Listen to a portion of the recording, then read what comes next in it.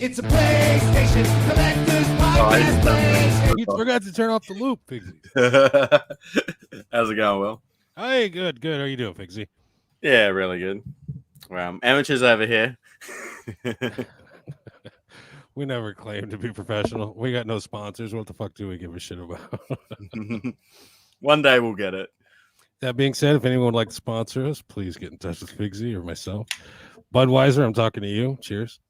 You'd have your big name at the top of the screen. Any coffee companies out there?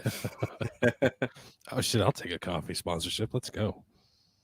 What's the big coffee brand over there in Australia? Dare or something. I don't know. I just make my own coffee at home. I mean, Folgers is what I use at home. I mean, I just get this, standard, good to the last drop. I mean, is there a national brand you would suggest? No, I don't like the national ones. I buy some Italian one. We're never gonna get sponsors this way, Fixie. So how's your week been, Will? Oh, my internet band broke up. I'm going solo. That's about the most exciting thing that's happened to me this week. But I had a fallout with the drummer because he's a dickhead, and I'm a prima donna, so this shit fell apart. But I thought your drummer was a drum machine, to be honest. No, you can't keep time that well. So today, guys, we've got Ben from Video Game Dads coming on the podcast. Now, Ben formerly had a complete PS3 North American set as well as a complete Dreamcast set. So please welcome Ben, guys. Hey, Ben, how's it going? Great. Ben. Yeah, thank you guys for having me to this. We were saying earlier, this PlayStation podcast. I made sure to have my feng shui behind me, work with PlayStation. This is the PlayStation, logo. Everybody knows about the X, but they don't know about that question mark. And the new guy, he works on pipes, and he goes to other worlds. He's like Crash Bandicoot, except Italian. Anyway, you heard it here first. It's gonna be a new PlayStation character. I don't know. I'm not gonna keep that. We're going too much longer. You're saying I'm in my office right now, and I randomly, this is just right behind me, but I got other PlayStation stuff. I got Sega stuff. I just keep them separate because they fight. So anyway, thanks for having me on. Yeah, it's good to have you here. Yeah. Oh, and I'm doing the thing on a podcast where I talk about the stuff I'm looking at, right? And then people who aren't listening. What's your demographic of people who just listen to the audio versus the video? Do you know? YouTube doesn't really break that down, but majority of people watch it on YouTube. But then again, some people have YouTube Premium. They'll put their phone down and just listen to it. Gotcha. Well, anyway, I'm holding something really cool right now, so check it out on the video. Anyway, I'm sorry. All right, go ahead, guys. Yeah. I don't know if you guys saw earlier. I was looking for something to wear. I was digging through my pile of dirty laundry because, and I pulled out 2 Nintendo shirts. I was like, no, I can't do that. No, fuck that. But here we are, bro. I was playing with Nintendo. We love all video games here. On the PlayStation podcast. Yeah. I'd be honest, I'm way more a PlayStation fanboy than a Nintendo fanboy, but the little kid in me was a Nintendo because that was all there was. I was around before the old PlayStation was born. So like, I went there in my adolescent, but I was the kid on the bus that was like, PlayStation's better than 64 and da da da da da. I don't know if you guys had those kind of conversations, but I sure did. And I've loved PlayStation more and more as the consoles have evolved. Although I don't have a PS5. I don't have that yet, but love me my PS4 still. I think I was more of the era where it was PlayStation's better than Xbox. Yeah. I never. No. I don't know how old you are, Ben, but no, I was. I was out of the house, huh? 39. I was out of the house and on my own, and when the PS1 dropped, so I didn't get to have those arguments. But no, I'm a PlayStation guy, 100%. If we were breaking down your collection, Ben, what would you say? 50% PlayStation, 25% Nintendo. Yeah, I would say that. I mean, because honestly, I don't know if I told you, Figsy, technically my North American set is still together. I Oh, just no. have sold imports. I have things at the ready. I've been selling things. We could talk about that if that's interesting. But basically I've been selling my imports, and my plan was kind of just, I've had the North American set and I was going to kind of sell it. There's different opportunities of how I could have kind of sold it. But I haven't done it yet. I just haven't gotten around to it. Not made decisions over not doing it. It's just technically, I guess I still have it. And the Virtual Boy, we forgot about that. As you said, Dreamcast, but woot woot, the Virtual Boy had that whole set. But I sold. I don't know if you guys know Jack Brothers. I had that game and I sold it a while ago. It's a expensive game, but not. Is it the one that's? Yeah, I know it's a very small set, and there's one game that people just don't have. It's the expensive one that was like, for perspective, I've been collecting for a long time, pre-YouTube, before it was in vogue, like before anybody even cared about it, and you could get games for nothing, like early 2000s, late 90s. I sold Jack Brothers on eBay for like $80, and back then $80 for a single video game was crazy in 2001. But I think Jack Brothers is like an $800 game now. Maybe it's $1,000. I'm not sure. I think it's $1,200 actually. It's been a while, but every year it went up. I bought it and resold it, but like, yeah. That's why it's kind of hard for me to. That's why I kind of have been selling, is because games have just kind of gone so high, and I was in it when it was so low. But yeah, to answer your question, I think you're about right. I probably 50% PlayStation, 25 Nintendo, and then another 25 of just random crap like N-Gage. I'm one of those guys. I've got my N-Gage collection that's pretty good. I got my weird little PSP handhelds like the Xperia phone. So, oh shit! I never the PlayStation phone. Yeah, you must. Yeah, grab that shit. Fuck yeah. I've only ever seen this thing in pictures. Well, I'm still only going to ever see it in pictures right now, but yeah, here it is. I should, actually, a listener, I should know his name. A listener of my podcast sent it to me. It looks right now. It looks like a phone right now, right? It doesn't look special, but as soon as you pop this up, what does that look like? It's a motherfucking PSP. It's like a PSP, yeah. It looks like a PSP Go, right? And then it says. So I mean, if I could, where does it? Oh, it's got the little logos right here of the X and square and all that kind of stuff. Cool. But that just feels like a PSP, and it's got these weird little Steam Deck kind of like touchy feely buttons. I wonder if it even has a charge, because it has. But anyway, I got a listener. Probably not. It is dead. Yeah. But anyway, it's really cool, and there's a way you can put a whole bunch of games on there. But PS1, oh, it is turning on. Look at that. I haven't turned this on in like a year or two, but I should show you that the XMB is really cool. Do you have one of these, Figsy? I don't. I was only aware of the N-Gage, to be honest. Oh yeah. So this is a PlayStation handheld. Sony, Xperia, Ericsson worked together. Hold on, it's doing its whole thing. Of course, it's late 2000s technology, so it takes a while for it to turn on. I can show you when it gets. It's nice to play PS1 games on the Xperia. Yeah, and so it's got FIFA Soccer, it's got Crash Bandicoot Racing. Anyway, a bunch of cool little games on there. In its time, did that thing have access to the PSP PSN library? The minis. The minis. Do you know what those are? The PS. Yeah. I know what you're talking about. I think it does the minis, and it also does certain PS1 games, but only like, how like PS1 has those classics that have been on there for like ever. Yeah. It only plays some of them. So I think like Gexen or the Gecko. I think Tomb Raider, and then randomly a couple Disney games like like Mulan and random crap like that. But like, I'll have to even see. Like, you unlock it. Let me see. Like a PSP interface. That's cool. Yeah, and like, well, look at this. It's like sound is off, no SIM card. How do I turn it? Oh, I don't even. It's been a while, guys. Home button. Huh. Well, maybe I don't want to. What the heck? Hack it. I know, like, I'm stupid. I was putting the unlock thing the wrong way. It's been so long since I turned it on. It's kind of like, where am I? Here we go. Problem with your network, Crash Bandicoot.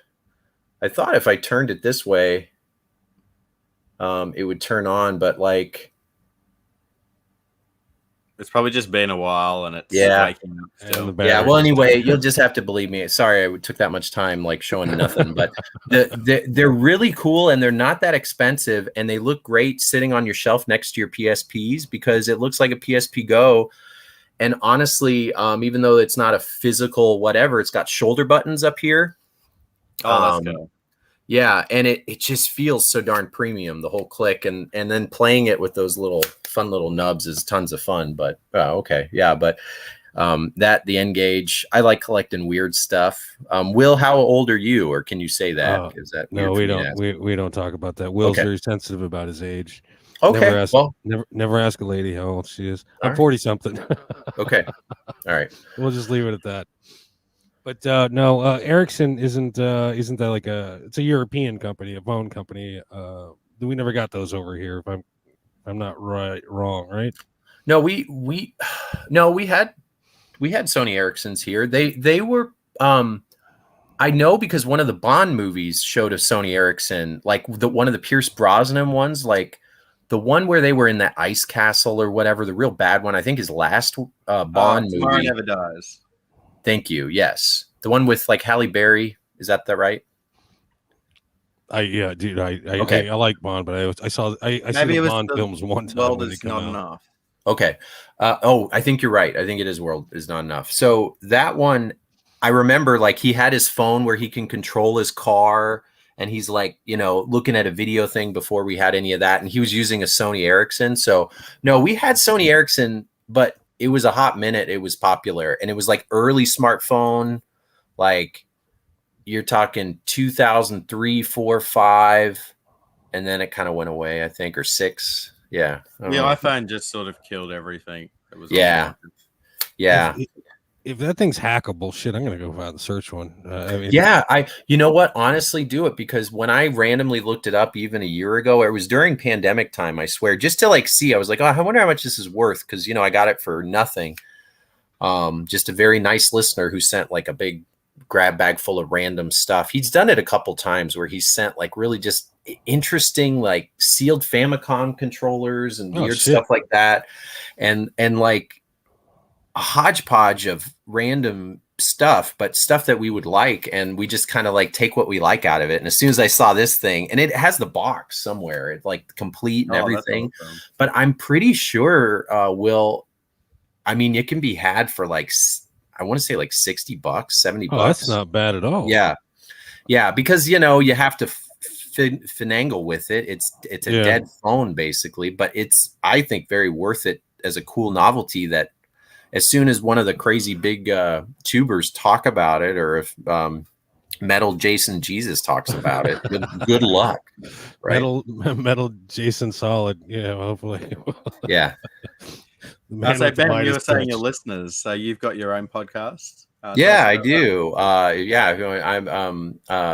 have a podcast I've been doing for about 6 years. It's called the Video Game Dads Podcast. Yeah, that's what it looks like. That's the little logo. It's really nice and stupid. Nice and simple. But yeah, just a family-friendly podcast. Me and a couple friends, we talk about video games, family, everything in between.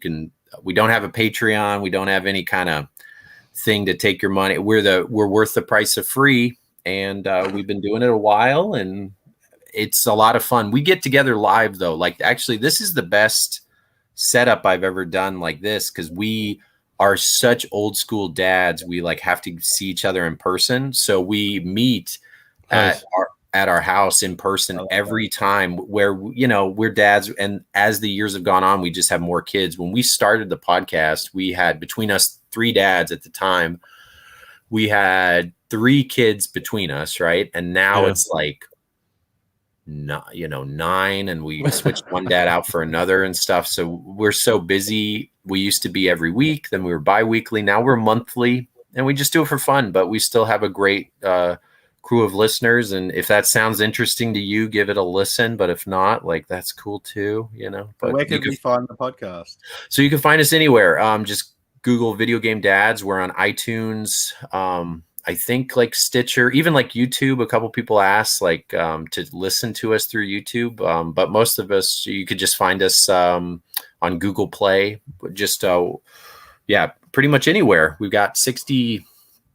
So we just recorded our 67th episode last night. So, and our shows run about 2-3 hours. Oh man. But it stinks during the pandemic when all the podcasts blew up. We, unfortunately, 2 of the 3 of us work in healthcare. So like we could not meet hardly ever. I think like during big pandemic time, we met, like we had 3 episodes that entire year. So, yeah, you know, but it's fun. It's fun to see how many podcasts have like popped up and it's now the thing. It's neat. The name of your podcast begs the question: how many are in your brood, man? Oh, my kids. How many kids do I have? Yeah, I have 2. 1 boy, 1 girl. A 5-year-old boy and a 2 almost 3-year-old girl. Oh shit! I have a 19-year-old boy. Awesome. God cursed me with twins. They're 17. Wow. And then I got a 5-year-old. She just came about 5 years ago. She showed up, and yeah, she's quite a drain on my resources, but I love them all. Yeah, I'm socially obliged to love them all. Anyway, so yeah. Yes, cheers to family. Yeah, no, cheers to that. It's you know, again, like what I love. Again, I'm not trying to plug the podcast, but what I love about it is like, it literally, you relate to people and people listen to us. You don't have to be a dad to listen. You don't have to be a man to listen. Like we're family friendly, Will, not because we don't cuss. And I guess I can cuss on this one. I love saying shit all the time, but we don't because of the whole earmuffs thing. Like I listen, like, unfortunately, 80% of the podcasts I listen to, I can't with my kids around. So I got to have a thing in the ear or it pops out. And then they instantly like hear it. So like it was a simple decision we made at first, but thank God we did, because like so many people appreciate that. And there's a lot of like new dad people who like listen, and we share a lot of nostalgia stories, and that's the fun part. We get on weird ass tangents that like I'm doing right now. But that makes it a lot of fun and relatable and cathartic. And when people send in emails when you talk about stupid stuff like Weekend at Bernie's or you know Conjunction Junction and all the old stupid stuff that was just in our heads, and it's a lot of fun. Damn, Figsy, we gotta get a beep button so for my foul mouth. So no, I mean I'm not a father as well. I never even thought about how people might listen to the podcast around their kids or anything. Well, Figsy, then that begs a question, right? Are you a dad? I've got a furry 4-legged girl. Yeah. It's literally just a thing. Like, again, it's like, I know sometimes it's cringy because I'll talk to people who don't have kids and they don't think, or if you guys know who Adam Koralik is, he's a YouTuber that's been around forever. So he always stays in my house when he's in town, and I've been friends with him forever. And like, he does this show called Flying and Eating. It's not trying to plug him either, but it's like a fun little show because he travels to so many cons where he eats the food, and he's kind of hopping out of video games, and it's literally like a travel YouTube documentary where the latest episode, it's me, the gaming historian. His name is Norman. He also lives in Kansas City, who I've known for a bunch of years, and we all like go and eat barbecue. And I've told him before, like, dude, I love your show, but man, like, now that you're in travel show, like, you know, you cuss a lot and it's like out of nowhere, and I don't care, but I literally have to mute it real quick, and I never can do it in time because he's from Chicago. He talks fast. So like, I can't do it. And so like, again, it's the nature of Will, would you agree? You get a little more lame when you have kids. You just turn into a lame ass. You're not as fun. You don't do as much fun stuff. I'm holding on to my cool card. I'm kicking and screaming, but yeah, you got to cash it in a little bit. You do the dad things. You know, I find myself, guard dogging the thermostat, for example. It's just weird things. It just happens. It's just it's just the evolution of Dad, Pigsy, someday when you shoot out some puppies, you'll understand what I'm talking about. I'm sure I will be. Funny you say that with the thermostat. Now that I'm not working and I'm running my own business, I'm like really, really careful with everything I do with electricity, like every little extra expense. Yeah, and it's true. Kids are crazy expensive, man. Daycare. I get on the old gray hairs, man. It's like when I'd say it's like, oh, it's $1,000 a week or $1,000 a month, $2,000 a month. It's like that eats into the gaming stuff. Oh yeah. But I don't know. Anyway, we'll quit talking about the kiddos and everything. But yes, thank you for the plug. But that's the pod. That's the podcast. Yeah. How many episodes are you guys in right now? So this is number 9, and we've only been going for 2 months. Wait, awesome. This is number 9. Yeah. I put number 8 on everything. On all the plugs and all the Facebook channels. Yeah, no, this is number 9. I got the numbers wrong last week. Dude, that is, you know what? That means you're a podcast because we do it all the time. Like literally before I start, I'm like, hey, welcome to the video. This is episode 60, what? And we constantly redo it. So yeah, we have done that before. Yep. Just call it a half episode. We've done that. Like when we have a crappy episode or it's smaller, we're just this is episode 12 and a half. And it annoys the algorithms, but it's kind of funny. It still works and automatically uploads and everything like that. But no, that's awesome. Well, congrats. You're almost out of the single digits. You're about to Thank the you. big 1-0. We've got plenty more episodes coming up too. Lots of guests coming on. So yeah, lots of exciting things for the future. It's been fun. All right, awesome. guys. You guys excuse me for a moment. Usually we get about 40 minutes in before I break the seal, but I got an early start, so I'll be back. Yeah. So we'll talk to you. Talk amongst yourselves. Yeah. I that makes sense because he had a big beer there he was drinking. I was about to say the same thing because this is coffee number 2, but I'll wait for Will to get back. Oh yeah. Otherwise, I'm gonna just take over this thing. I'll totally bogart it. I'll start talking about the random crap I always talk about. Yeah. So Ben, I wanted to touch on your Dreamcast collection that you had. You had a full North American Dreamcast set. Yes, I did. Yeah.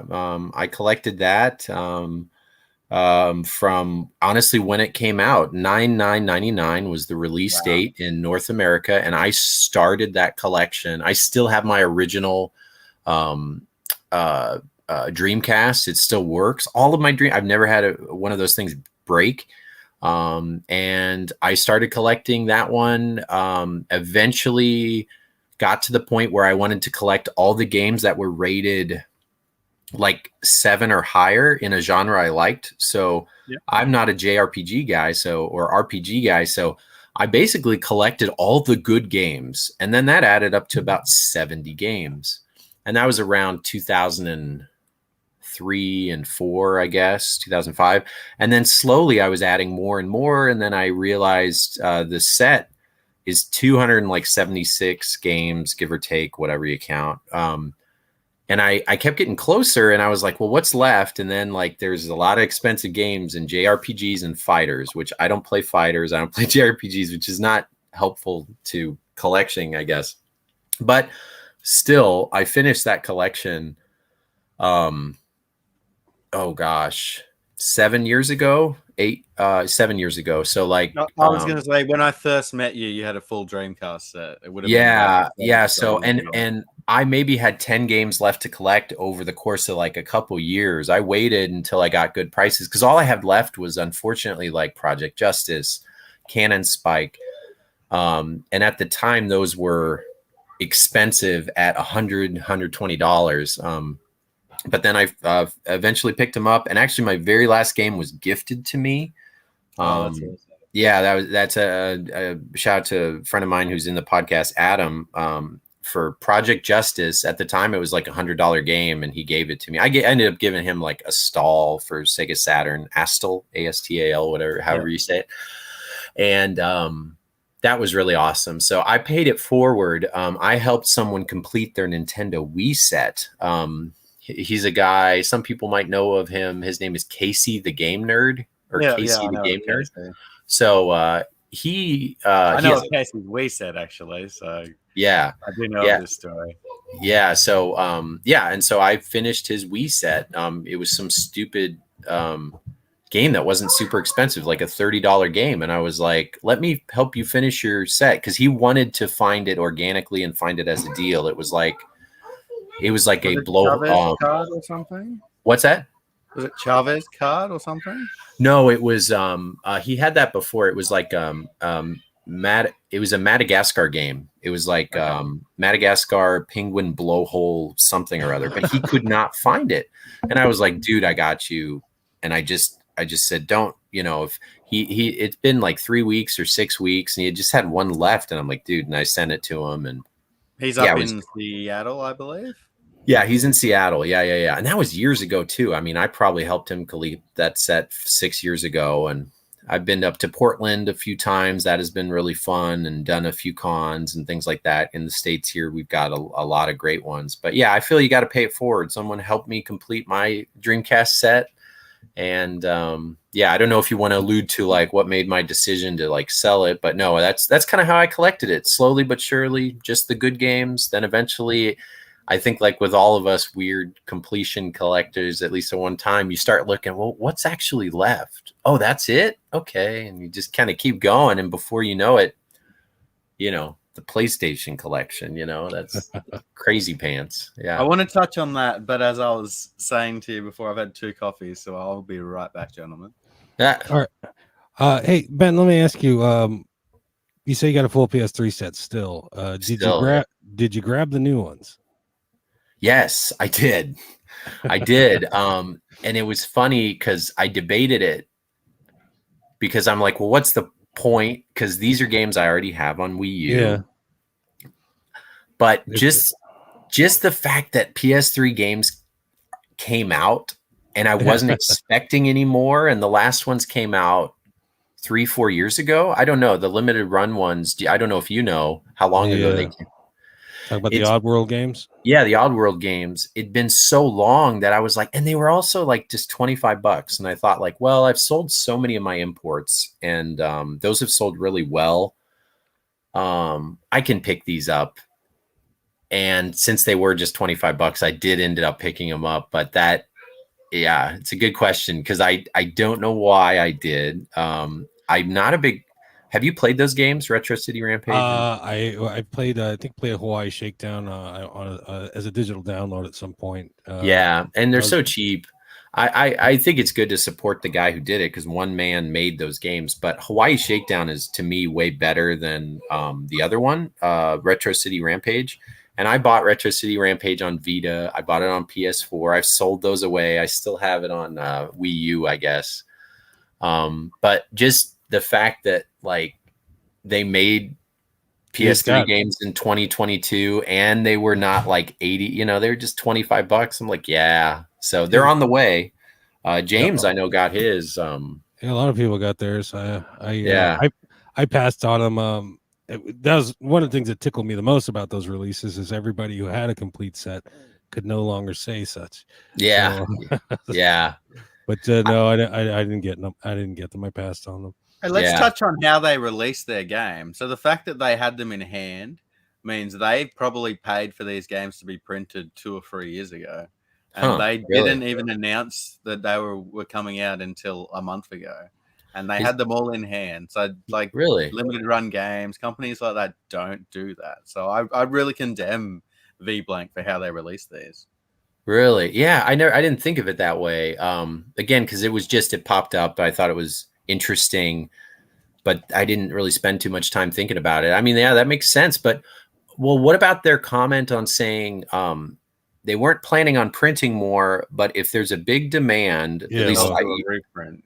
Yeah, they said they'll do a reprint. So, like, are you saying? Well, they possibly already have copies there. Someone else pointed out that one of the 2 titles has DLC in the game, but the DLC isn't actually on the disc.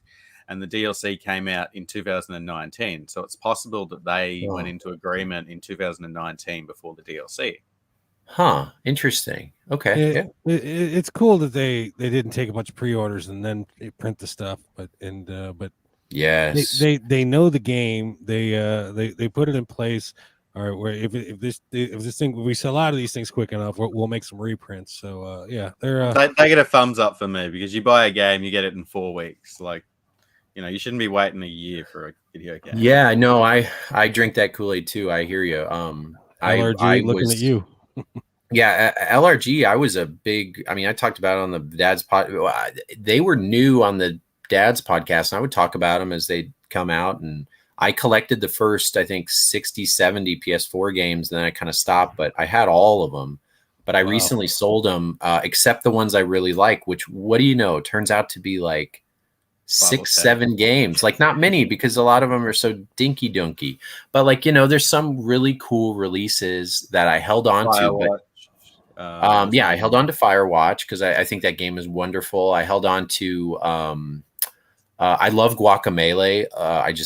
That game is like in my top 100. So like if I have a version of Guacamelee, I'll always hold on to it. It's something about we're doing that actually in the podcast, which is kind of fun. We're going through a personal top 100, which to me always sounded daunting, but it was really fun. And I encourage you guys to do it if you haven't yet. Like, think about what your top 100 games of all time is start to order it. Now right. That sounds like a big stupid task or like work or doing your taxes. It probably was like one of the funnest times I had as an adult. I just went around my game room and I started just putting them in an electronic list. And then I realized like, oh yeah, you can't just have like 5 Marios in there because 5 adds up. And then you add things like Sleeping Dogs or like Tetris Effect. And like, you fill that list up so quickly. And then there's a lot of stupid games in there too. And that's fine. Like games like Dusty Diamonds All-Star Softball for the NES. I remember playing as a little kid. So your personal top list is filled with a lot of nostalgia, which in turn is really interesting to talk about. You guys obviously have a lot to talk about, but when you get a little bone dry, like happens after a few dozen episodes, you start like seeing and it's been so fun. We go 10 each episode. We're down to like 70 or 60 now. And people write in and tell me their top 100 and I read them online. I read them during the show and stuff. It's really going to give me homework after the show. I can hear it. It's one of them, our first email was one of the guys who just subs on the thing. He put in his top 100 and it's fair game. Anything you can do, a Tiger handheld, you can do an arcade. We made it like whatever the hell you want. It's your list. And I was going to ask. So digital games, nothing, no holds barred. Anything? Yeah, no holds barred because it's your freaking list, Will. It's like this is your fucking list. It's going to be, and that's what's fun. It's like because a lot of times you do this top 10, and it's like you gotta play the game. Like no, this is like personal, and somebody put at 99 they put this game called Drug Wars, and it's for the Texas Instruments graphing calculator. And so back in the late 90s, everybody had to have this like expensive $80 calculator in the US schools, and you could put like Mario Land on it and all these weird games. And there's this like simulation game called Drug Wars where you're basically like, it's a management sim game. I never heard of it. He talked about it and it sounded interesting as hell. And then we get this email like, oh, I love Drug Wars. We got in so much trouble because you're like selling cocaine and stuff, and it's on your stupid thing, and you're in middle school. And I don't know. It's just you get stuff like that, or Apple II games. Have you seen this game? Is it on like is it like a dot matrix type thing? It's basically like a dot. It's like one of those old choose your own adventure on an old Apple where it's just word based. I think it's all just numbers and words. And oh wow. It's basically like line text. It's like as simple as like a Oregon Trail or like there used to be games that you would play where like you basically program it yourself in the early pre-PC computers, and it was stuff like that. So I think it was just like, it could have been anything. It could have been Grocery Wars, but the fact it was Drug Wars made kids like into it, like trading, and you're buying low, selling high. And truth be told, the guy who does this, he's very good with money now. He's like my age and he has his own business and stuff. So obviously did well for him. But like, that's the cool thing about this list. And one guy in our thing like plays JRPGs and shit I don't know about, like Dragon Quest and all this dumb. Like if you like Dragon Quest, good for you. But like, you just insulted half our viewers. No, I'm sorry. Yeah, yeah, exactly. But like, I'm not going to have any Dragon Quest near my fucking list, but like he does, and he'll say like, oh, and this other guy loves shooters, and lists this weird ass. It's just fun and interesting, and it kind of Call of Duty's on the list. Yeah, but like one guy said like he liked 3D Mario Land and didn't like Mario Odyssey. And I was just like, what are you talking about? And you know, while he was going through his list, I was like judging him. I was just thinking like, you don't have Mario Odyssey and you have 3D Land. And then all of a sudden, you say that I tried Mario Odyssey and I didn't get into it. So my question is, did you play it in handheld mode or on the TV? It would have been in handheld mode. See, okay, this is the weird thing. This is why I'm not a huge Switch fan. I played Mario Odyssey when my son was born. I have a lot of kind of nostalgia for it because it was my first game I played like as a dad, where I still like had that reprieve and it was nostalgic and it plays like Mario 64 and it was so much fun.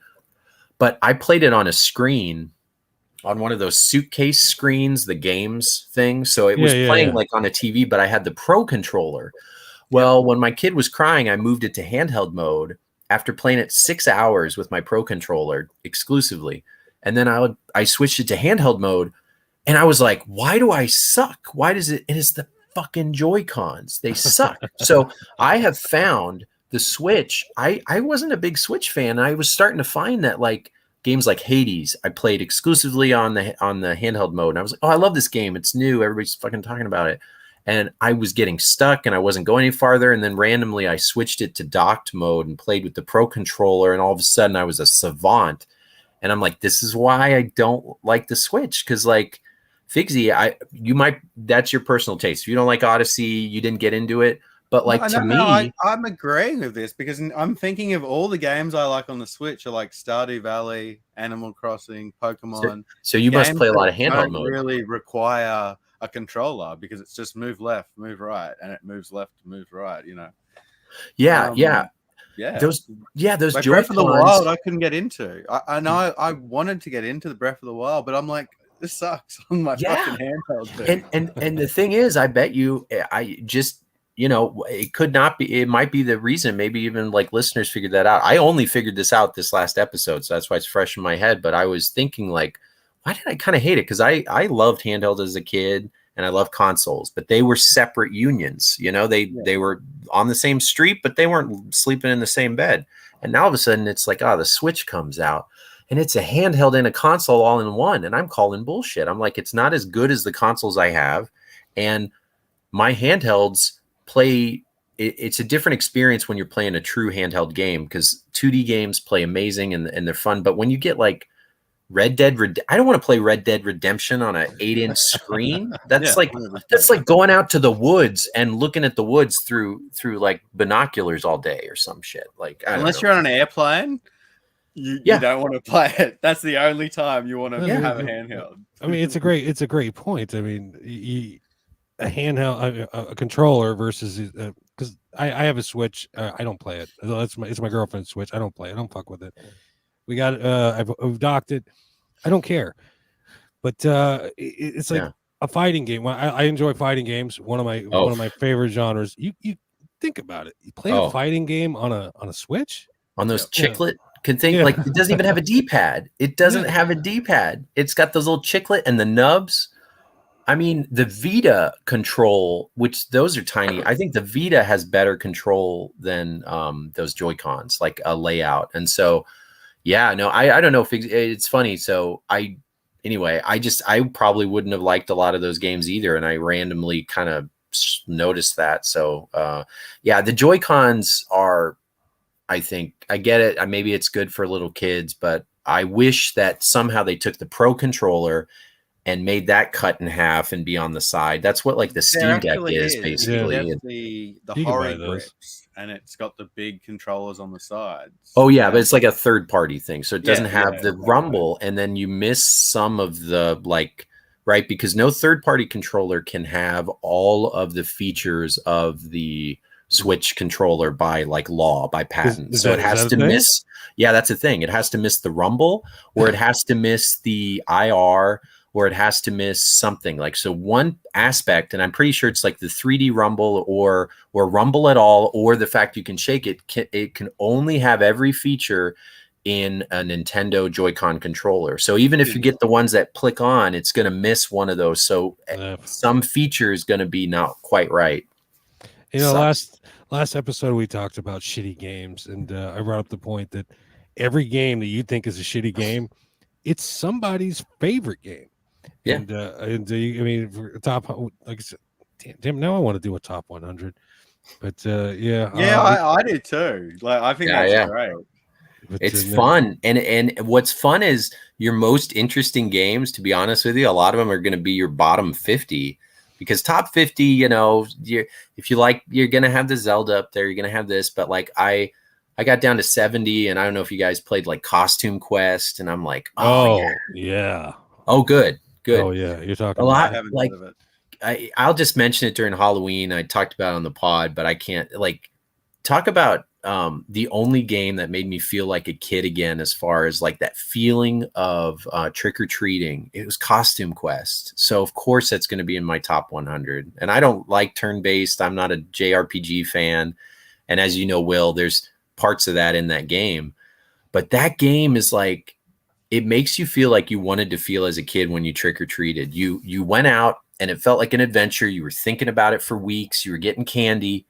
And you feel like you're going to do something amazing, like go in this house and then you're going to get lost in the woods and go in like your brain thinks like that as a kid. And this game basically takes that and turns it into it. Like you start having this huge adventure that starts out with you trick-or-treating, and it turns into this like 5-hour game that's simple. It's not some huge big budget, you know, $50 million game, but like, holy crap, did it bring me back to the feeling as like a 35-year-old at the time, or 30-year-old, of feeling like I was 8 years old trick-or-treating. You're giving me chills over here, because you were talking earlier about the game when your kid was born. You were playing this game, and that's what was it? It was a Mario game. But anyway, Mario Odyssey, that was the game when I first got a PS3. That was the game I played with my kids. You know, we're all three of us in the living room. We're trading the controller back and forth. That was the game for me. It's a digital game on PS3. Probably one of my favorite games of all time. There's a part 2 for PS4. Yeah. It's a limited run. I don't have it. Have you played it? Yes, I own that one. I had to get that because I love the first one so bad. So I have played it. I really, really like Costume Quest 2. I think the first one's better, but the second one goes into other like worlds and portals, and you're in like different like dimensions and stuff, which is cool. Yeah. And it's very good, but it's kind of the difference between, you know, Back to the Future 1 and 2 or something with me, where like it gets fun and different, but there's something about the simplicity of that first one. Even though, if that makes any sense, if that takes. But what was I going to say? So costume, I don't know if you know this, but I'm pretty sure the first Costume Quest. Everybody froze up on me. Is it just me? No, I'm still here, Will. Shit. We've got the suspense. We've lost Ben for a second. Oh, okay. Ben, sorry. The first Costume Quest. The first Costume Quest is not physical, but also I don't think you can download it digitally anywhere. Oh, it's still sitting on my hard drive. No. It's sitting on your hard drive, but people can't buy it. But right now, Xbox, Microsoft, who now owns Double Fine, the only way you can get it right now is it's on Game Pass, but it's only limited, I think, to Game Pass for like 3 weeks, and then it's going to be gone. So if you have Game Pass, download it and play that game. But if you didn't buy it, I don't think you can buy it on PS3. I might check my PSN right now. Let me see. Yeah, that's sad talking about games like this, because this is going to be disappeared and no one can play it. Like, someone could be watching this podcast in the future and then they can't find this game. Yeah, it's super stupid. I hate it. Physical media is, I mean, you know, I'm sure you guys have talked about it, but like, know how it's going. Yeah. You know, Figsy, that was, brings up a good point. I asked the dickheads in my in my Facebook groups what bullshit topics, because I'm running out of ideas, and this was one of them. What digital games are out there? I don't know. Costume Quest 2 and then Dead or Alive for some reason, and there's no Costume Quest 1. Yeah. Good games that have disappeared on PS3, for example, that were available. I rave about Tokyo Jungle. Now you can still get it physically, but you got to pay a fortune for it, and that's one of my favorite PS3 games. Have you guys played Tokyo Jungle? I love Tokyo Jungle, dude. Yeah, it's so much fun. It's a great idea. Like there's no other game like it. Yeah. Did you play that recent cat? I agree with you on Tokyo Jungle. You know, a reason why it pulls on my heartstrings is my favorite dog I had took to college was a Pomeranian. And like when I see the cover of that, I instantly think of my favorite pet I had in my entire life. That's right. That's a Pomeranian on the cover. Yeah, it is. Yeah. And of course, it's like such a it sticks out, right? It's a Pomeranian and post-apocalyptic. It's a beautiful concept. It's super stupid. And of course, you're more than a Pomeranian. You work yourself up the food chain. Yeah. But have you played Stray? I've heard good things about it. I haven't played it yet. Oh, Stray is very good. And I'm not a cat person. I'm a dog person. And Stray is very good. I'll be right back. I want to go downstairs and grab something I want to show you, Ben. So I'll be right back. Yeah. I wanted to pick a physical copy up, and then I'll probably give it a go. Oh, yeah. Is it coming out physical? Do we know? Yeah. I Am 8-Bit did a physical release of it. Of Stray? Yeah. Oh, that's PS4 right. And PS5. Yeah, so I ended up getting it digitally somehow. I got like a code, or somebody gave me a code. But boy, Stray is good. I can't do any spoilers, but I'll just say like it's worth where it goes. Like it goes places, and it's not. I've watched reviews on it, and I've been impressed. Oh. I'm a dog person too, so yeah. Well, I love like yeah, I'm a dog person for sure, but like it's not very much about cats. Oh, sorry, my alarm's going off. No, if you hear Mario in the background, sorry, I don't know how to turn that off, but it's a good alarm. I like it. I don't know what it is again. It's like I think it's a watch. I have like a Game Boy watch that plays something. I don't know how to turn it off. Sorry. It'll shut off in like 10 seconds. Everybody. So then your PS3 collection I wanted to touch on, because what's interesting for me personally, and complete collectors will have this experience. As you're collecting a complete set, there's always a few other people out there sort of at the same point. And I feel you and me completed our PS3 sets around the same time. Mm-hmm. What 2000? When did I do that? 2018, 17? I think I finished mine early 2019. You were like late 2018 or something. Yeah, that sounds right.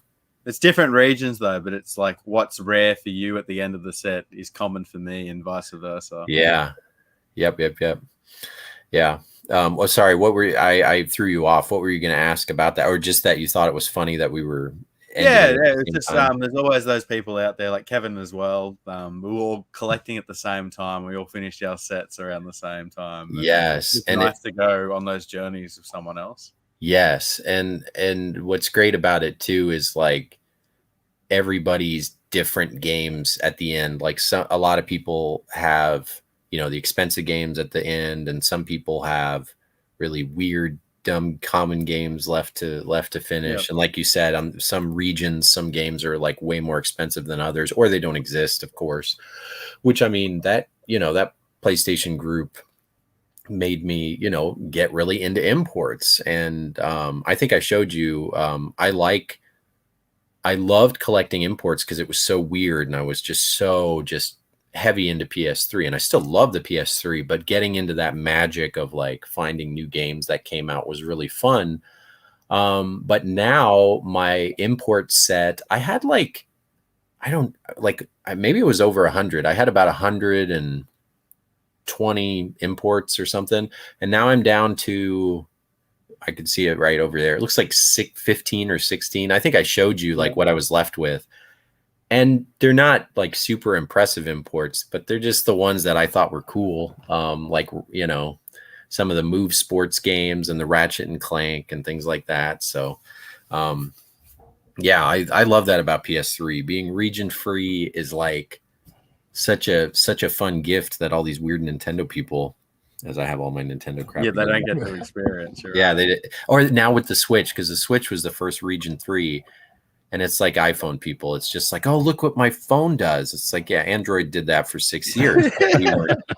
We weren't But like talking you got about into SingStar games and weird singing games from Spain, and like I collected everything as well. Like it was fun contacting someone in Germany who can get you all these weird games, and you like get a SingStar game with soccer balls on the front cover. Yeah, foosball hits you're talking about. Yeah. Like that was fun.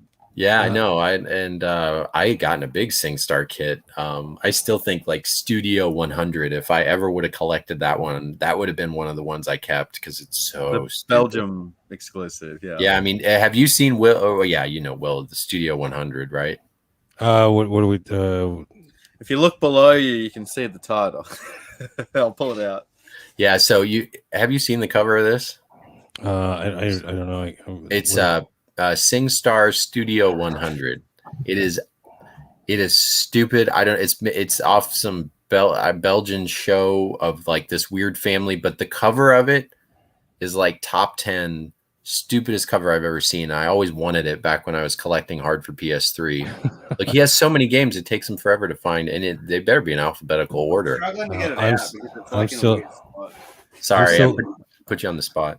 I'm still looking for the German exclusive David Hasselhoff SingStar. Look at this thing. What the fuck is that? Look at the dog in the corner. I'm offended. Please put that away.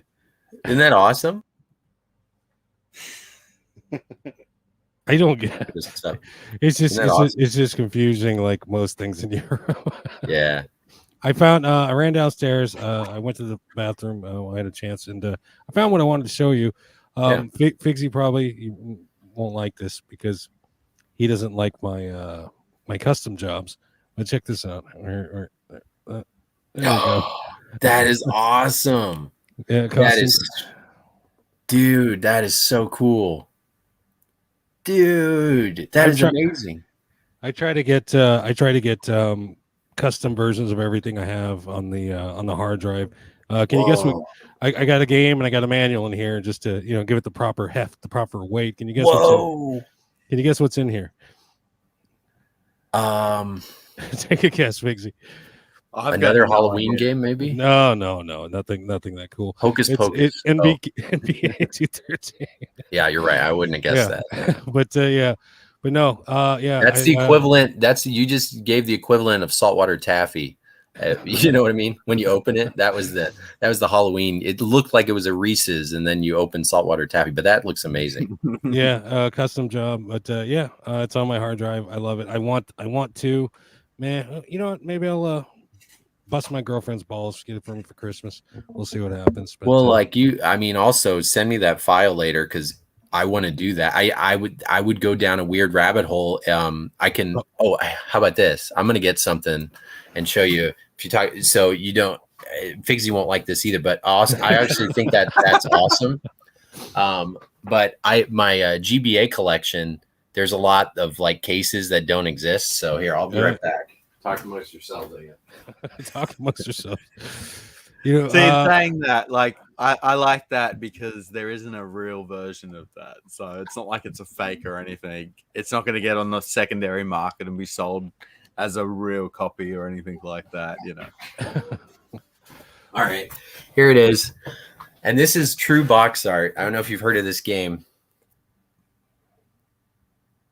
It's Carnage for the GBA. Oh my God, the cover. And this is the side, but like literally I guess this isn't custom. Since I couldn't find the case, this is the actual North American case. Like if you Google this looks like this is a weird version of me with blue hair. Have you seen this before? No. Okay. Well, anyway, I thought it was funny. It's just, you reminded me of that. Cause everybody thinks because I have artwork, they look at the side because it doesn't have the name of the game because I wasn't good enough at PowerPoint to do that. I just put those developers on the side of the manual. So it doesn't even say what it is. And they always pick it up and pull it out. And they think like I made up this case. Like, no, this is the North American cover art for Carnage, a car game. And this is legit came out. it is known to be one of the worst cover arts known to man. But anyway, but no, that Costume Quest thing is great. So how many hard drive game custom games did you make? I made one for Gotham City Imposters, which was oh yeah, I know that. It's delisted. I have that on my hard drive too. It's just sitting there. I can't play it. Can't load it. I made one for Dead Nation, but there's a digitalis version of it. But I had one made for that. Let's see what else. Marvel versus Capcom 2. I'm not going to pay $100 for a case, so I made my own. Yeah. Jesus. You did Scott Pilgrim? Yeah, Scott Pilgrim, PS3. Yeah. There's a couple of which should have had a PS3 release. Like it was a PS3 game. Oh man, when LRG announced it, I jumped on it, and then after I got it, after 6 months, I was like, "That's it. I'm never doing that again." I jumped on. So I met LRG at Portland before they were kind of big, like the original. I won't use names, but like if you know the company, you know the two big guys. And I talked with one of the shorter one. Is that ringing any? Okay. Bigsy knows the guys. I don't know what you're talking okay. about. Well, basically, I was talking to them about which PS3, and they were like, "Hey, we can't say anything, but PS3 games coming out." And they went with Oddworld, which is fine, but I was really crossing my fingers that they would release Scott Pilgrim for PS3 or a game near and dear to my heart that I don't know if everybody loves, Double Dragon Neon, which was initially on the PS3. And then thankfully it came out for Switch. I have it for my Switch, Nintendo Wall's behind me. I'm glad it got a physical somehow, but I wish Double Dragon Neon was a PS3 game, because that's another top 100 that is to me a PlayStation game, but I have it for Nintendo. But anywho, there's one for me that hasn't come out yet, and that's The Simpsons Arcade, and I thought that was great digitally. And it was one of those games that people used to talk about when Limited Run first started. When are you going to do The Simpsons Arcade? Yeah, I haven't done it yet. Yeah, no, my bigger problem is they don't have a number on they could easily number their titles in their cases. If they made 2,000, it doesn't cost any more to have them all listed as 001, 002. And I even asked them at their first ever convention, they were with Kelsey Lewin. They did a dual panel. There's only 12 of us in there because this was 2016. And it was Kelsey Lewin and the Limited Run games. And I was in there and they were talking about history. And first thing I'll say is Kelsey Lewin just killed that. She did so great. It was early on where I was like, dude, you know your stuff so well. I met Kelsey actually when I was in Seattle. She's wonderful. Great. Yeah, she's great. And she knows, she's part of the Natural History Museum, the Video Game History Museum and everything else. And is this a Kelsey of Metal Gear Geezus fame? That's right. Yeah, the short one that stands on a box or whatever. She looks like she is really short. She constantly will look like she's a teenager for her whole life, but she's a big businesswoman. If we could all be so lucky and not age like that, but yeah, I'm aging like milk. Fine, like cheap wine. Fine milk. But anywho, what I'm kind of getting at, not trying to backhand comment, but she was great. Wasn't too impressed with Limited Run's panel. And then I asked one of them, the guy, why don't you number it? And it was this weird, it was like I was asking him his social security number. Why, he took a little offense to it, which I'm like, well, why are you offended by that question? Because it's easy to do, because, they said themselves, they make a certain amount and they don't count the extras and they don't count the ones that they consider lost in, they have to have 500 in the back if they get lost for shipping. And it's this arbitrary number where I kept seeing Breach and Clear for Vita. They kept saying they were out. Yeah. And randomly at PRGE, 2 years after they were out, they did a giveaway live there where I had a 1 in 50 chance because they just did a random drawing and they gave out 2 Breach and Clears where at the time they were $500 games. And I was and they kept finding ones. And then on Twitter, even the owner's he was looking for stupid Dreamcast VMUs. And he was I'll trade a Dreamcast VMU, this specific weird one. I'll give you a copy of Breach and Clear. And he just put out on Twitter. And I'm just yeah, that's fucked. Well, me and Will spoke about this last week. There was an eBay account from the same postcode as Limited Run Games selling Breach and Clear on the Vita for 2 years. Every month they had another copy. And like the Vita community were going crazy. Like, how has this person got copies of this game? This doesn't make sense. That's some shady shit. Yeah, I don't want to get into. I guess That's They don't own the company anymore, so yeah. I still like Belmont's Revenge, but when I got so excited about Streets of Rage 4, big Streets of Rage fan. I'm gonna 2 is in my top 100, and it is very close. It's probably gonna be in the top 10. And 4 is a great game, and I got so excited, but I was so burned when I ordered the game, and then you can get it cheaper, and it came out with a better cover at Best Buy, and I got my copy 3 to 4 months after Best Buy got it, and Best Buy announced way after it came out, and that was the first time I was like, nope. Yeah, we discussed it. Yeah, limited run games aren't so limited run if they're popping up on Best Buy shelves. Let's just say that. But, yeah, and to be honest, I'm happy they are, because then I get them cheaper now. You don't have to you don't have to wait 6 months for the shit to show up either. Yeah, I know. Yeah, I'm gonna interject here. The chat, these things have been piling up, Figsy. Let's give some love to our chat. I'm sure they got some questions for Ben and you and I. But and I can't see any chat. Is that normal? No worries. Yeah, so we can pin messages, and you should see them down the bottom. So we'll say good day to everyone who's come in. So AJ, we've got love Chaos. me some AJ. Love me some Chaos. What's up? I say my retro days. My retro days is a YouTuber over in Ukraine. If you guys haven't checked out my retro days, go and check him out. He does some awesome stuff. Awesome. Cheers. Craig's in here. Welcome, Craig. Craig. We've got King Collector 9000. I love the name. James says, "What's up, Figsy, Will, and Ben? What's up, James? Hey, what's up? What's up? Just Sagu's in here. Hello. So my retro days was saying he has 1,800 PS3 games with cover variants, regions, and editions still collected. That's insane. That's awesome. And I read that wrong first, and I thought it said religions, and I was like, oh man, I haven't gotten into that. It's not this kind of podcast. I'm glad you read the comment. That's funny. Usually I'm the one getting the words wrong. So AJ was saying at one point I was going for a complete PS3 North American set. I had over 400 games that moved into a 1-bedroom apartment and had to slim it down to less than 200. Dude, you made the right choice, AJ. That's perfect, because we haven't said it yet, but I told Figs this. When I looked through at my whole set and with the 1,500 games or whatever, and I decided like, okay, I'm going to pare it down. And I got down to 196 that I want to keep forever, no matter what. And I don't know. I think it's hard to love more games than like around 200 from one library.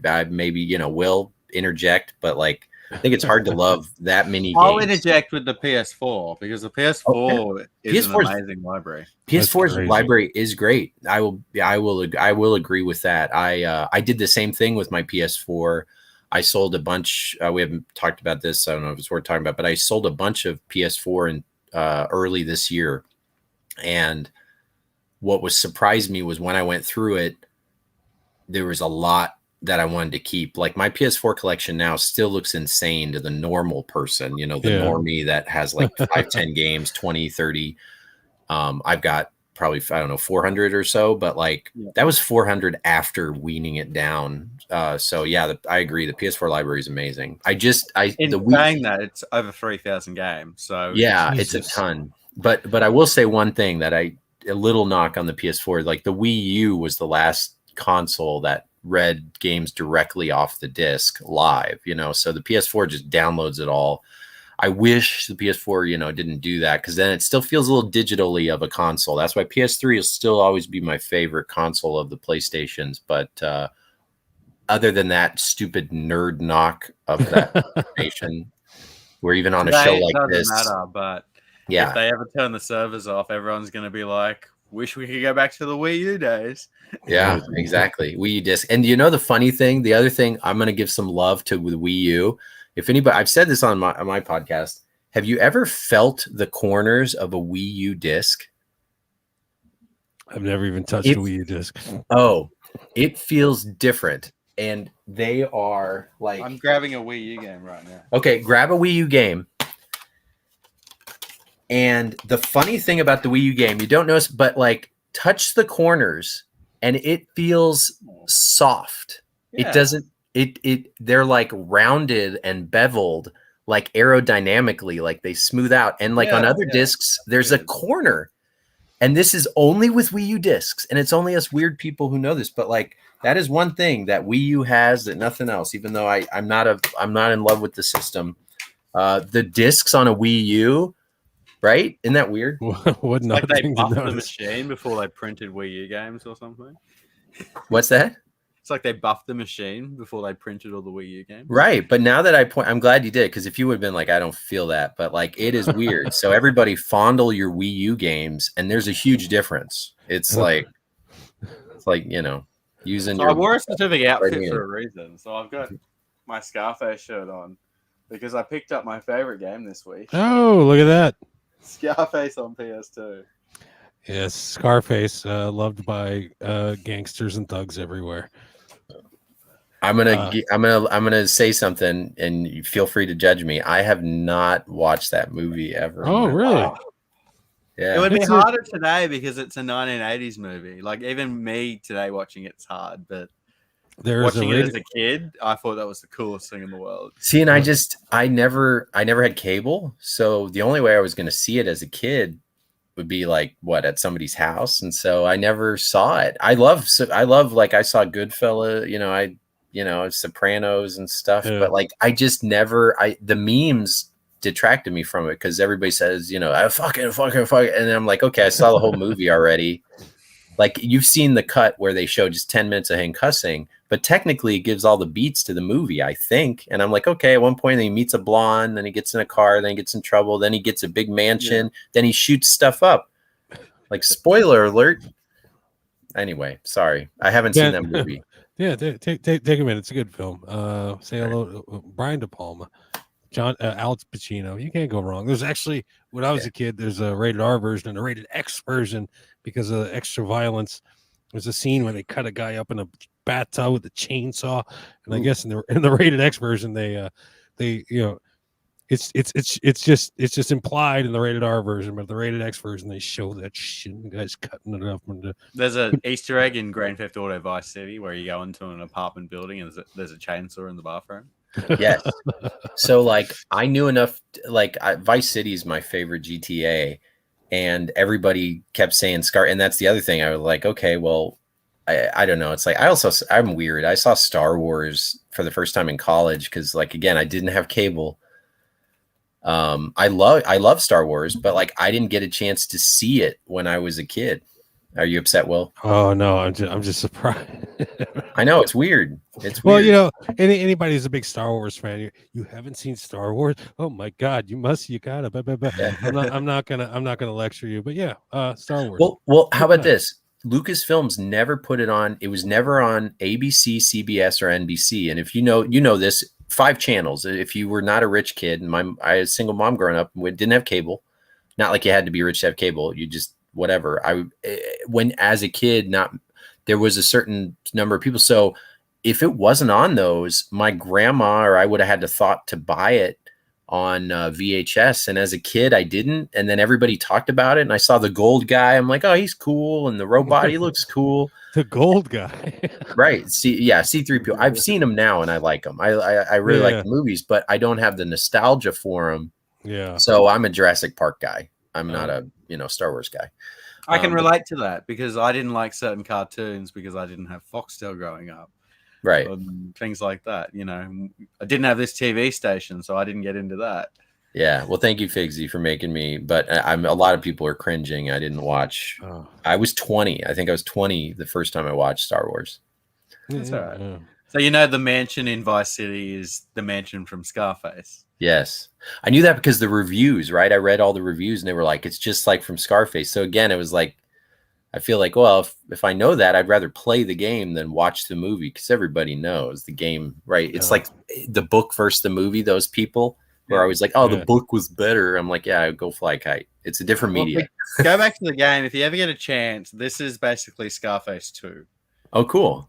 All right. It's set after the movie, assuming that he survives instead of dies, and it's really cool. Yeah, spoil it for you, man. Spoiling a 40-year-old movie. Someone said I could do that. At the end of the movie, he gets invaded. Is it the cops? No, it's not the cops. It's a rival He's high gang, on right? cocaine and Yeah, I've seen it.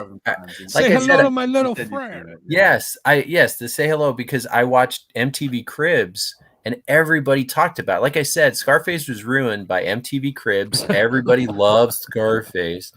And then I saw that clip of like all the F things. So I did. I see the whole at the end, there's cocaine blowing up. He gets shot a million times and he's like, da-da-da-da-da. But it's like, because I saw all that, I was like, it's like reading the last page of a book. So the game actually starts in that scene, and you survive. Really? Yeah, so it's really cool. Dies in the movie, Right. survives in the video game. But You then sold- you lose you your sold me. mansion, you lose everything, you got to start again. And You then, saw they have it for PSP too. Is it basically the same game? PSP, Wii, PS2. It's one of my favorite games of all. It's on Wii. Scarface Yeah, on it's on Wii. the Wii. Jeez, And I just picked it up last week, and I was like, Scarface is on the Wii. Weird. That's awesome. That's really cool. I need to do like a let's play of this game because like we talk about it every week. Yeah. Well, there's 2 Godfather games on PS3, yet there's no, like, the PS3 library is so weird, like how there's certain, a lot of certain games on there, but not of a couple others, yet it's like a huge library. But did you play the Godfather games on PS3? Yeah, which one did I play? I got about an hour into the Dawn's edition. Godfather. I think that's the one I didn't play. I played the second one. I got like 20 hours in, but I just finished playing Mafia 2, and I finished Mafia 2, and I'm like, this is like, it's changed my opinion on gaming. Like, I'm like, this is storytelling. Yes. So I went into Godfather 2 expecting that, and it wasn't the same. It's repetitive gameplay. It's good, but it wasn't as good. I ended up playing the what's the one where the city turns color as you unlock it? Yeah, that's Godfather 2. No. Oh no, sorry. It's made by Pandemic. The Saboteur. So I ended up I started to play the Godfather game, and then randomly I started to play Saboteur, and I was like, holy crap, this is so good. So I like it. Like you said, it's hard to go from the same genre. You can't just, like, at least for me, I got to mix it up a little bit if it's too similar of a game, like back and forth. I don't know. Like, what are you guys playing right now? FIFA 23. PUBG. Every week this day have to go. I'm still playing PUBG, but yeah. Really? Okay. I need to branch out. Are gangster films or gangster video games, is that a genre, would you say? I think it was a genre. Like PS2, PS3 era, it sort of stopped though. Because video games stopped being single player and went. I think it was because GTA was like, everybody tried to chase it, and then there was some good spin-offs. LA Crime, Sleeping Dogs is in my top 100. Sleeping Dog. Have you guys played that? I actually just made a short video of my favorite PS3 games. I included the Saboteur and Sleeping Dogs. Oh, see, video. Man after my own heart. You'd have to throw Yakuza in that pile. That's a huge, big series. Yeah, but then Yakuza's got the RPG spin on it. So but Yakuzas are gangsters. Gangsters. Yeah, I just think now it's like you can't compete with GTA, and then GTA went online, and you're right. It's like, I think when people were trying to chase something, they found their own kind of genre, and there's a lot of not great games from that genre. But I think the only reason that was a thing was because GTA 3 was so damn successful. That's just my humble opinion. You're completely right though. Like, before I was into collecting, that was the genre I was chasing, and I was in university buying those games. I remember watching a video saying Sleeping Dogs is better than GTA. I bought it, and it was like the best thing for me because it was before GTA 5 came out, and Sleeping Dogs to me was the best GTA clone available. It was amazing. I like the hitting, right Figs, like that's my thing, is like the combat system. Like, everybody loves Arkham. I love Arkham Asylum. If you don't think it's a 5 out of 5 game Don't. You're doing don't. It was another game I included on this short list. Yeah, it's just like you can't. There's some games where it's just like you can't. Whatever. Like I'm not a big Zelda fan. I don't like. He just kind of looks. He's got pointy ears. He's like the guy who hits arrows. Like it's. I'm not a Zelda guy. I don't see it, or Link, whatever his name is. But her name is Link. His name is Zelda. That's right. That's right. That's right. And they go underground and they find things and there's noises and they open chests. I'm like, okay. I'm just not a fantasy guy, but like, yeah, like Sleeping Dogs felt so visceral. It's always at night, but the punching, like I love games when games get like that combat feel right. And it just felt like, again, I'm not a Street Fighter. If I had to explain that with the wall I have behind me and the way I look, I don't get in fights for a living. If I did have to get in a fight, just call 911 ahead of time, right? But I feel like this feels like what fighting should feel like. And it was tough. So like it wasn't just spam the X button and win the fight. Like you had to time it, you had to block. Yeah, it's a rhythm. It's like a rhythm game, but a rhythm game where like the consequences are if you mess up, you can't, like Arkham. You can cheese through it a bit. You can make it really like the Spider-Man game. You could make it look really awesome, or if you're not great, you could still beat guys up repetitively, or you can do it like a choreographed dance. But Sleeping Dogs, if you don't do it right, you're getting beat up, and that's cool. That's I like that you mentioned that because my favorite part of Sleeping Dogs is actually the car and the driving systems. I thought that was amazing. There's one little aspect of that game where you could, if you see a car in front of you, you could climb out of your side window, jump on the back of their car and hijack them. Like you don't see that until maybe some Just Cause games on the PS4, but like I thought it was great. All the cars were great in that game, driving around Hong Kong. Well, my favorite part about the cars, I don't know if you ever realize this because it's so stupid, and this is why video games are dumb, is you can open the car door and lean out. Did you know? But you could just indefinitely do that. So you could knock people over. So while you're driving, you're playing this serious game in the rain, there's a lady walking or whatever. You just open your car door and you stick your head out and you just smack into stuff and then you go back in. Because most of the time it naturally, the way, if you don't know the control, you open it and then hop out. But if you just open it and close it, you look like a freaking weirdo. And you just like knock people out and stuff. Like you're taking me back 10 years right now. Yeah, that's the only game where you can do that. And I think it's like it's great because GTA you can't do that crap, but it's like hilarious. You're just driving down the street and you just like something I would want to do in real life. Like, oh, I want to hit that mailbox, like pow, and then I don't know. Sorry. Actually, just touching on that, Square Enix made that, and now Square Enix are trying to make games like Babylon AD or whatever it is, touching on that. Let's try and get onto that online scene and see if it works. So you can see them really chasing trends. I'll be back. Oh, potty time. I've yet to break the seal. If we were winning a game, I would win, right? Yeah, no, definitely. Okay, so you play a lot of PUBG. I play a lot of PUBG too, but I haven't played for 12 months, and right after the podcast, me and Will are going to have a game. That's funny. That's another game I've never played ever. I've got more than 4,000 hours into that game. Whoa! Wow! But I was like I was full-time streaming PUBG. I mean, I watched a lot of PUBG when it first came out, and then everything went to Fortnite. And I kind of, to me, watching Fortnite because I've never played that either. This is the reason why is like kids. So if that makes any sense, like kids came 100%. In right at that time.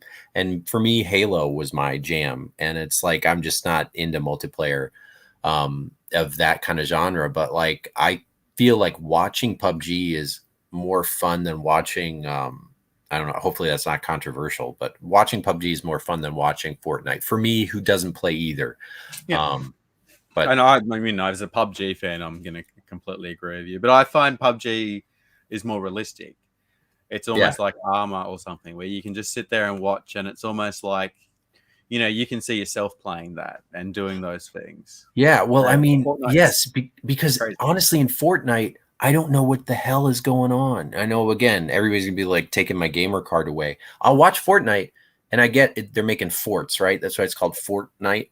It's like a pun, but like they're constantly like doing this up and down. All of a sudden you're seeing stuff, and then someone shoots you and you're building stuff, and like, I don't know what the hell's going on. I'm too old. I don't know what's going on. But like PUBG, I get it. And it reminds me of like a PS2 game in the future or something like that. You know, it's like a little janky, but like in a good way. Operation Flashpoint Dragon Rising on PS3.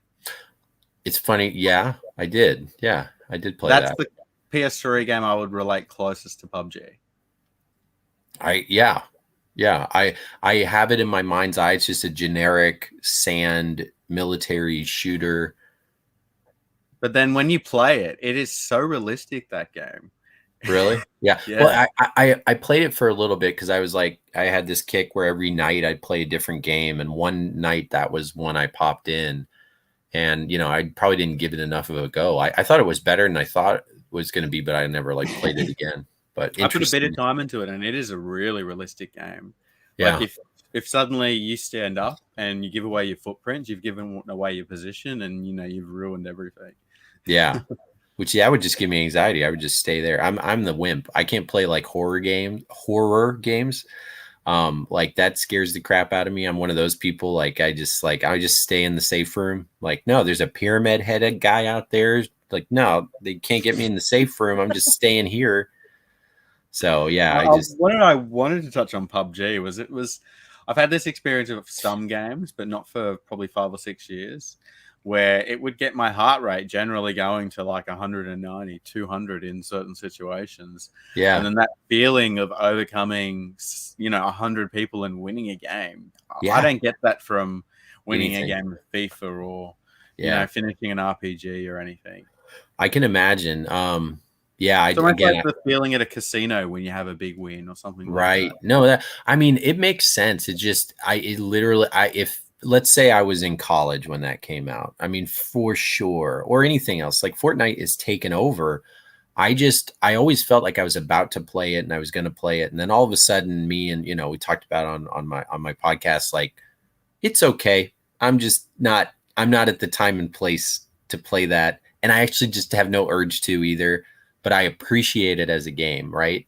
Especially PUBG, because I watched it when it was, and here's the problem. This is why I never got into PUBG. It was originally for Xbox, right? Or at least console-wise. PC or Xbox. Yeah, it was a 1-year timed exclusive. Yes. So I bought an Xbox just to play PUBG. Okay. So I didn't own an Xbox at the time, and I was waiting for it to come out for PS4. And by the time it came out for PS4, I felt like I missed the window or something like that. But I was wanting to play it, and I would have bought a Xbox if that was like in my I ended up getting an Xbox, but way later. But I think it was the whole like, I was not a PC gamer.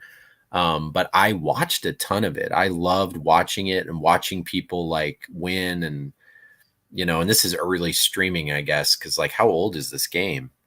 How old? 2017, and PUBG was the biggest game on Twitch. That's right. Like, and then it blew Sprout up, it blew Ninja up. It's what started before Fortnite. It's what started it. And 2017 is significant to me because that's when my first child was born. So again, it was like, I started playing games again, but they were like small, bite-sized versions of gaming. So like online gaming just wasn't it. But I still, you can hop in and hit pause and watch someone else like get the top one. And I remember listening to podcasts of people who were like waiting weeks and weeks, and finally they were the last person standing. Or isn't it a chicken thing? What do they call it? Winner chicken dinner. Winner chicken dinner. Yeah. You just touched on something important though. Like, because of that little thing at the top of the screen, you could tune into a stream, and it didn't matter what part of the game it was. You could be like, all right, there's 30 left. I can sort of realize where we are at the game. It's going to get good in 10 minutes. That's amazing. I was just touching on that. Like, if I didn't play PUBG, I wouldn't be making YouTube videos. Yeah. Did someone say PUBG? I joined a streaming team because I was a streamer on Twitch. And part of what the streaming team did was got us to make content on other platforms. So they got me into making YouTube videos. And then that turned into what we are doing today. Yeah, isn't that awesome? It just takes little ideas. Yep. Yeah, and it's it's just happenstance that gets you down to the, I mean, why, why we know each other, the PlayStation group, just because we randomly, be like, hey, what's the, and you search something you like anybody else. And how I did my podcast, we were just like trying to figure out a way to get together. And then it turned into its own like little deal. So. Oh no, Figsy disappeared. Oh, well, you guys are going potty and like you're taking turns. Dude, I am sorry. I must be the worst podcast, one of the worst podcast hosts in history. I just keep going to the bathroom, but you're drinking beer. It's understandable. Thursday is my drinking night, and it just happens to align with this. And yes, I do. I often get lauded for my choice of beer. I like Budweiser. It's the king of beers. It says so right on the label. You can't argue with that. I don't know if like mine is not live. We edit ours, so like we just hit pause and we go out and piss out in the woods or whatever. So yeah, must be nice. I got to get a Nintendo bedpan so I can. No, I think pee breaks are good. I'm telling you, from a guy who like I used to work like 13-hour shifts, and I would like not know you're doing the right thing. You don't hold it. You remember that story? Hold your wee for a wee, right? Will? No. Oh yeah, and someone passed away. Yeah. That happened in America. I think Minnesota. A radio station. Yeah, a radio station did a contest at a mall. This was back in 2005 when you could not get a Nintendo Wii, and it was like the Elmo toy back when it's just Turbo Man essentially. The PS5 a year ago. Or just worse because it's like it felt like pre-internet. It just took over all the radio stations, or news stations. But anyway, it was basically a console, and people were selling it for ridiculous amounts. You could not get it. I remember I had to go to some weird small town called Ottawa, Kansas, pre-internet, time where like they had stuff in stock so you can know where to go. You just had to dry call places. So I went to Ottawa, Kansas, and they had it there, and it was like anyway. So what the radio station did was they had this contest was called Hold Your Wii for a Wii, and they required 30 contestants to drink water every 20 minutes. They had to drink like a little thing of water or whatever specific, but they had to hold their urine. They couldn't go, and whoever lasted the longest would get a Wii console and a couple games. Well, a huge red flag to me. I mean, I work in healthcare, and what happened was even a nurse at one point called into the radio show and was like, this is dangerous. You can't do this. You can have a very severe specific medical condition if you cause yourself to have fluid overload and cause your bladder to spasm. And like, you can actually overwhelm your heart and cause all this stuff if you do not void. That's why people who don't have whatever go on dialysis. If you don't have dialysis, you die. You need your kidneys to filter your blood and all this stuff. So anyway, you guys, I probably didn't need to explain all that. If you don't pee, it's a bad thing. And then, but what people didn't realize is like, eventually you just either wet yourself or like, you'd be so whatever but when this nurse called in and said, hey, like a couple hours in, like, this is not a great idea. This is super dangerous. They laughed at it like, oh, whatever. Well, skip ahead. The woman who I believe won or didn't win, she was like in the top. She was a mother. She was like 32, mother of 3 little tiny kids, or like 27, mother of 3, ended up dying. Jesus. Shortly after she had to be taken to the hospital, she passed out and she ended up dying from this thing. So anyway, I don't know why we started talking about that, but that was the story. Because I went to take a piss. It didn't end with a good story. Normally on my podcast, I got to keep it lighthearted, but like the end is someone died and there's kids that don't have a mom because of a stupid radio show. But anyway, that was 2005-6 for you or whatever. Yeah. I used to want to check out that full story. There's a good YouTube video on it. Just type in "Wii for a Wii." And it's like a whole 20-minute story. I'm sure me and Ben watched the same video. Well, I remember it being on the news when that came out. So I actually didn't see the thing. It's stuck in my head so freaking much. Like it's stuck out. Yeah. Anyway, right. I did this. I want to watch it. Now I need to watch it to see how much I got right. Did I get most of it right? Yeah, you pretty much nailed it. Like even the mother and everything for a young kid. It sticks. It's like when you see something terrible, it's like it sticks out, or you hear something terrible. Like that was not just that. Everyone got fired from the show, and the radio station actually stopped after that. So it was. Oh wow. Yeah, I mean, I'm sure criminal. I don't. They could claim negligence. Oh, we didn't know. No one got charged because it came down to you were able to leave. They were just giving you water, and no one was forcing them to stop do that. The competition.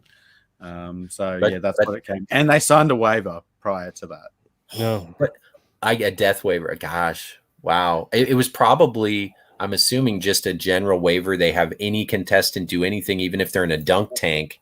In case you have a seizure when you go down in the dunk tank, we're not liable. But no one really thought smart on them, I guess. But also, like, you could say that as defense if you're playing Russian roulette. It's like, well, you didn't have to play Russian roulette. You just wanted to. It's like, But if you're signing that piece of paper and you're going to court, sorry, that holds up, Yeah. I know legality. The older I get, yes, Figs, you're right. Like, unfortunately, you could just legal your out of anything. Yeah, that's true. Yep. Jesus. Which makes me think I still have my PS3 check. Do you guys have yours still? Or did you ever get one, Will? No, I just got the 3 free games. Are you talking about from the hack? Oh, from the Linux. Sorry, I forget. Like that's a I know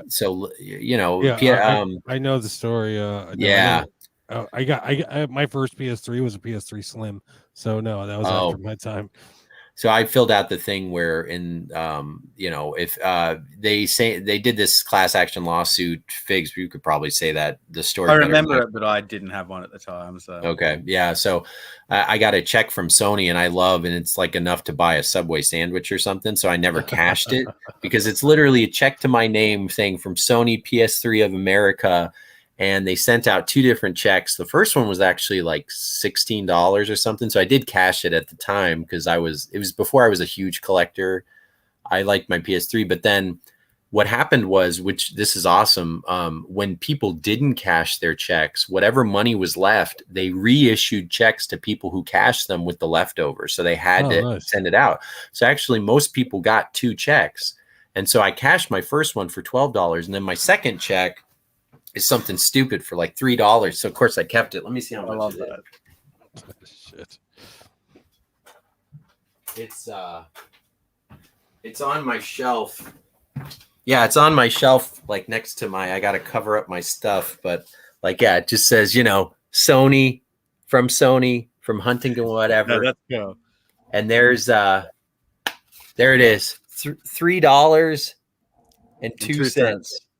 And the whole thing, but it has my name on it and all this stupid stuff, and related. The other side of it has all that stuff where it's like other OS litigation. I got that in the mail. It's so stupid, but it goes on my shelf because I'm a dumb weird collector, and it's like, of course I'm going to keep that. Yeah. No, they're getting sued over in England right now, aren't they? Over.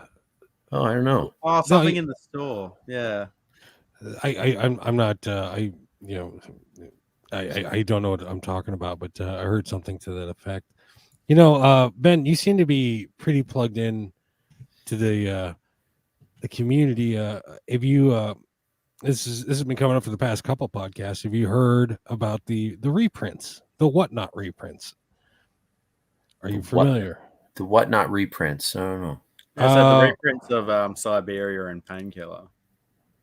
No, I mean, the only time I heard about this was Figs when I think randomly you were texting me or we were messaging and you mentioned, because I said, I still have my sealed Syberia or a couple sealed Syberia, and you said, well, yeah, there's so many reprints out there, and I kind of was just like, well, I don't know about this. Wait a minute, you have a couple sealed? Yeah, Syberia. So Ben had a lot of sealed Siberias. I had a lot. Yeah. Oh shit. You sitting on the sealed Painkillers by chance? I have one sealed Painkiller. Yeah, I do have a sealed the reason I have these is very organic. I was Figs knows, I was a weird collector from the beginning. And when PS3 in 2000, the last couple years, whatever it was, I thought, well, maybe some of these will hit hard. And keep in mind, Angry Birds Star Wars was also a late release. There's a one of the Worms games is a late release. So I ended up buying. I waited and I was watching. It was before the PS3 collectors. Even I feel like I had another group and we would watch games late release. And I was really into buying the last few games of stuff. And Syberia felt like it was going to be a late release. So I waited until it got down to, I think it was $12.22 on Amazon shipped. And I still have screenshots of this. I think I showed Figs this before because like I would put it on the group. I would put it on the PlayStation group just because I would think I was full of shit saying I bought Painkiller and Syberia for that cost. So I ended up, when I waited and I kept looking at the days and I was like, oh, it was 14, it was 16, it was going up. And then I waited till it got down to like whatever that was, $11, $12. I bought like 6 of them and put them in the basement for years, like Angry Birds Star Wars and all this other stuff. And a couple of them like Magus hit Magus and Painkiller. I only bought one because I saw the cover art and I'm like, there's no way this is going to be expensive. So, it's just, it's stupid collector stuff. But that's how I have a few sealed Siberias. I still have, I think 3 total, left. But I gave a couple away. Or like gave it for not very much. I think the most I've ever sold a Syberia was a couple years ago. I did one to a collector who he needed it for his last game, and I gave it to him for like $100. The greedy ass collector. What's that? Did you give James his copy of Syberia? I don't think so. Maybe I did. Because I know that was one of the last games James needed for his full. I don't remember. We'd have to ask James because, like, when he came over, we did it all off book for the most part. We just like made a pile, and then we did stuff. But like, I feel like Syberia he was thinking about, and at the time it was already getting up there. So like, I wasn't gonna.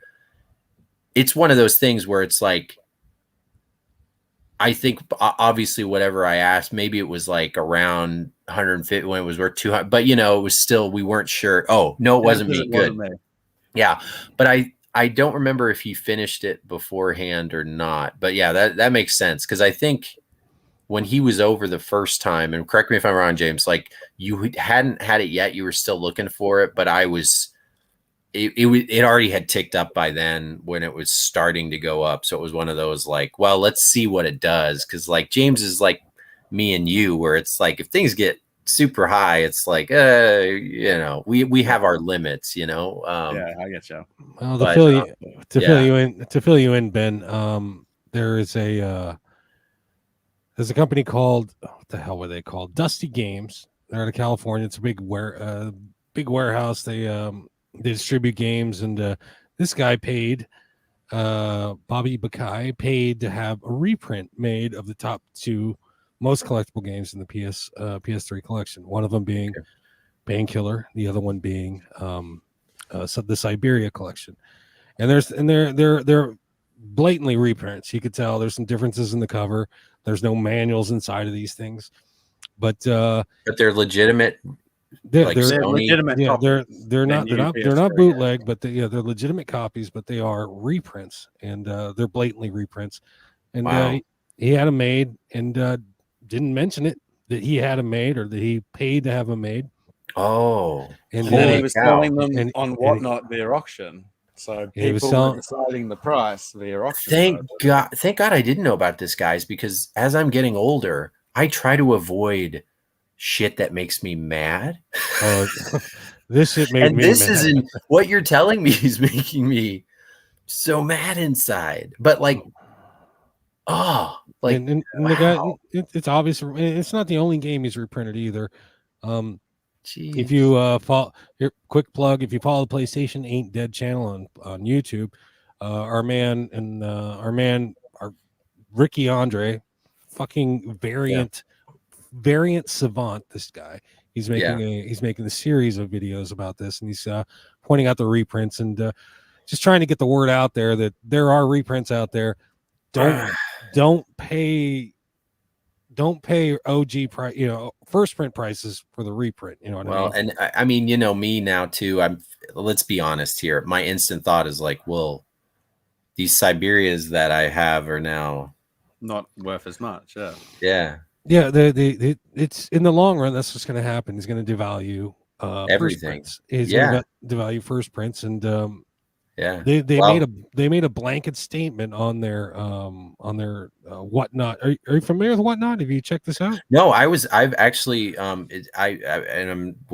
just hadn't talked about it yet. I was an original kind of one of the early sellers on Whatnot. They came by a con I was at. Yeah. And I had the podcast, and back when, so I have to then exclude it because I'm not, how do I say this? I mean, I don't sell on Whatnot anymore, but there was a time when I was, and Figs, because I was talking to you about it when you were doing it. Yeah. And I was on it in its infancy when it was very young and innocent and normal. And like, you couldn't get on there to sell unless you had a big whatever, some sort of following. For me, the guy, I'll just not use names, but he liked the idea of me having a podcast, and he's like, and then instantly I'm like, I know a salesman when I see it, I'm not interested. But then I started looking at it and thinking like, well, actually I have the time, I'm wanting to downgrade. And then I saw games are going for 20-50% above market value, but people are enjoying this is a social thing, and I can talk and use my hands. And so I started selling on Whatnot, and I did that from November.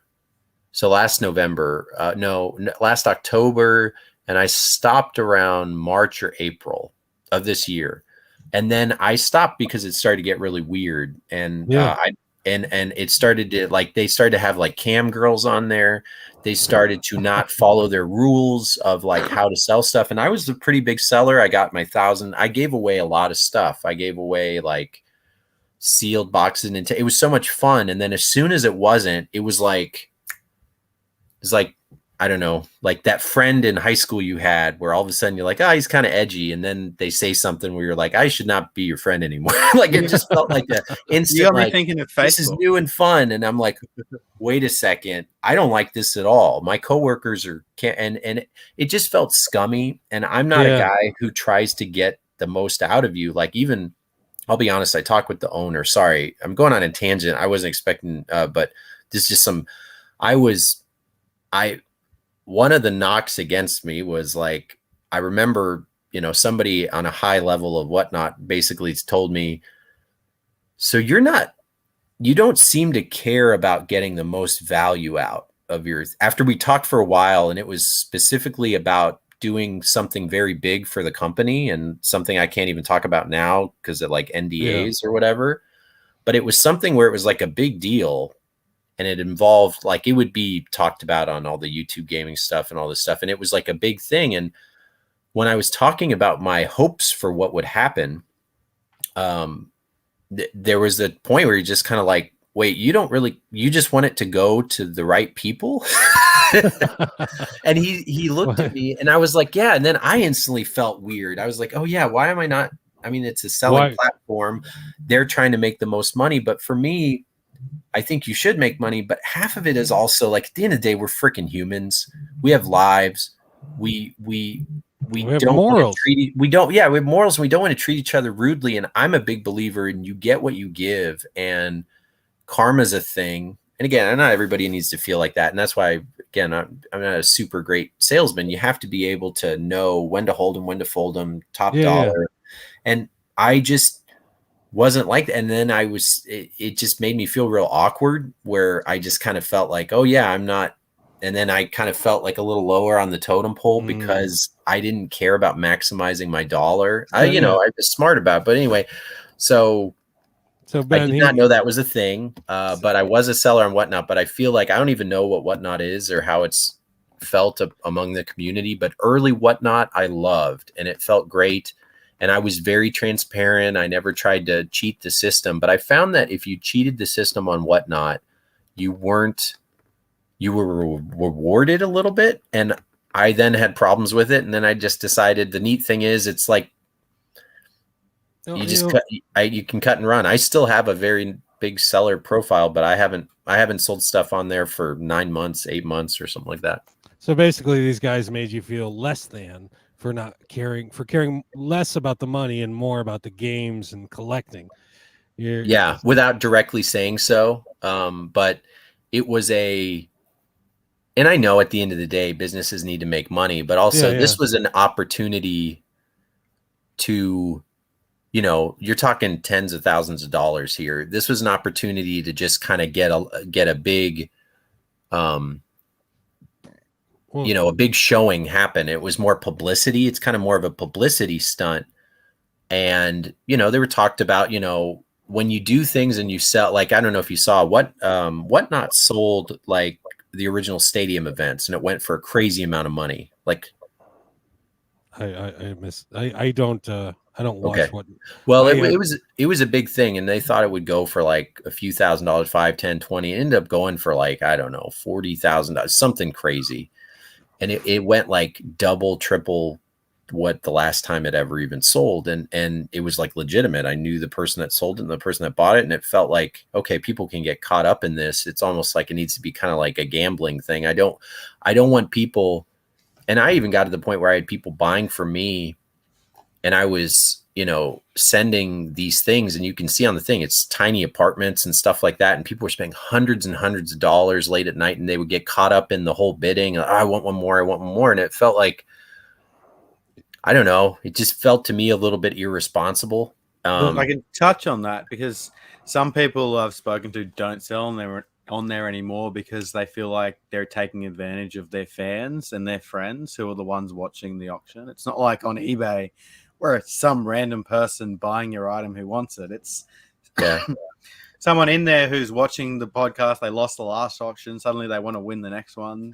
Yeah, I will say, at least for me personally, I didn't feel that way because I had people just pop in, and most like fans of the podcast that popped in, they might get a game or two, but they never bought a ton. It was actually just new people. But they would be people that would spend a lot. And so you're susceptible. It's like, I would feel like boats, like people who would spend a lot of money. And again, if you're spending your money, you're doing it on your own accord. We're all adults. But my big problem is more, there would be people like, not, games wouldn't look real, or they would say it's complete when it wasn't. But when you're the guy in the chat saying, well, wait a second, this is the second print or something. I was known actually as like the Godfather guy with like, again, I feel like I have an average for collector intelligence of know-how about games. I'm in the middle. But at Whatnot, I noticed there was a lot of like new collectors in the audience that knew nothing about anything. And they're like, oh, how much is that worth? How much is it worth? And then a seller could say, when it's $100 game, oh, this is a $180 game. And I'm like, no, it's not. But when you type that, the seller would boot me. Yeah. And so that kind of stuff didn't fly. And I would see then someone, but at the end of the day, that person who spent 150 never would get upset. They would rate them a good rating because they still felt like they got a good deal when they didn't. So to me, it was just so gray area. I never, took advantage of it. Everybody loved, I got great ratings. I had a 4.9 rating at the end of all my stuff. I shipped everything really nice, and it was fun. I, made money, but I'm just not, at the end of the day, selling things like that in that fashion, the way that, again, company worked. And I felt like the company was trying to make as much money as they could to be bought out. At the end of the day, who's going to hurt the most is Johnny Little Guy buying these games that don't know what's going on. And they didn't enforce their rules. People would not, they would sell repros when they're not supposed to. They would do this. And I felt like there wasn't any policing done, and it was like the Wild West because people were making money, and I didn't like that. But Figs, I do agree. There was people take advantage of their, I would see that in other communities and other, like the big guys or whatever you want to call them. I would notice that too. Like people, I'm not going to call anyone out, but I've definitely seen it with certain issues. No, I agree. So earlier when I was saying, I just felt like, to me, I'm also small potatoes. I'm not most people who would then watch the auction would think I am a game store or something like that. And then they would find out the podcast, you know, if anything, I got more listeners from it than brought my listeners to it, because podcasting is totally not YouTube in far as like people coming over. But no, what that does not surprise me, Will, but like I'm happy I got out of Whatnot when that happened, because me being such a PS3 guy, I would be fuming. And then knowing that was on Whatnot, I also then now feel a little responsible, because I would have been the first to notice that crap. Well, because it's funny you say that, because Will got banned from this chat for pointing those things out. He got banned from what chat? Well, the seller was selling the reprint. The seller selling the reprints. I was calling him out. AJ TV's on here in the chat. He called him out. But and a few others jumped in, chiming in. Hey, what the hell? The guy had his fans, and they were sticking up for him. What does it matter? Blah blah blah. But yeah, I got booted, and my issue with Whatnot, even before the reprints, is that they were leveraging YouTubers such as yourself and anybody who had a presence in the gaming community. They were leveraging them to come onto their platform and sell their wares and use their YouTube fame to get games overpriced. Now we're gonna have on a couple of weeks. Steve Wright, he said it himself. He quit the platform because he didn't feel right.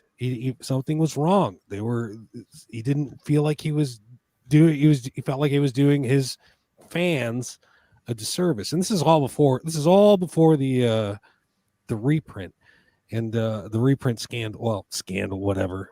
But yeah, leveraging YouTuber fame, YouTuber clout, video game collector clout to sell to get more than market price for your items. And that's why I, from day one, have always been like, yeah. I'm sitting on a $10 credit that I got from a referral from somebody.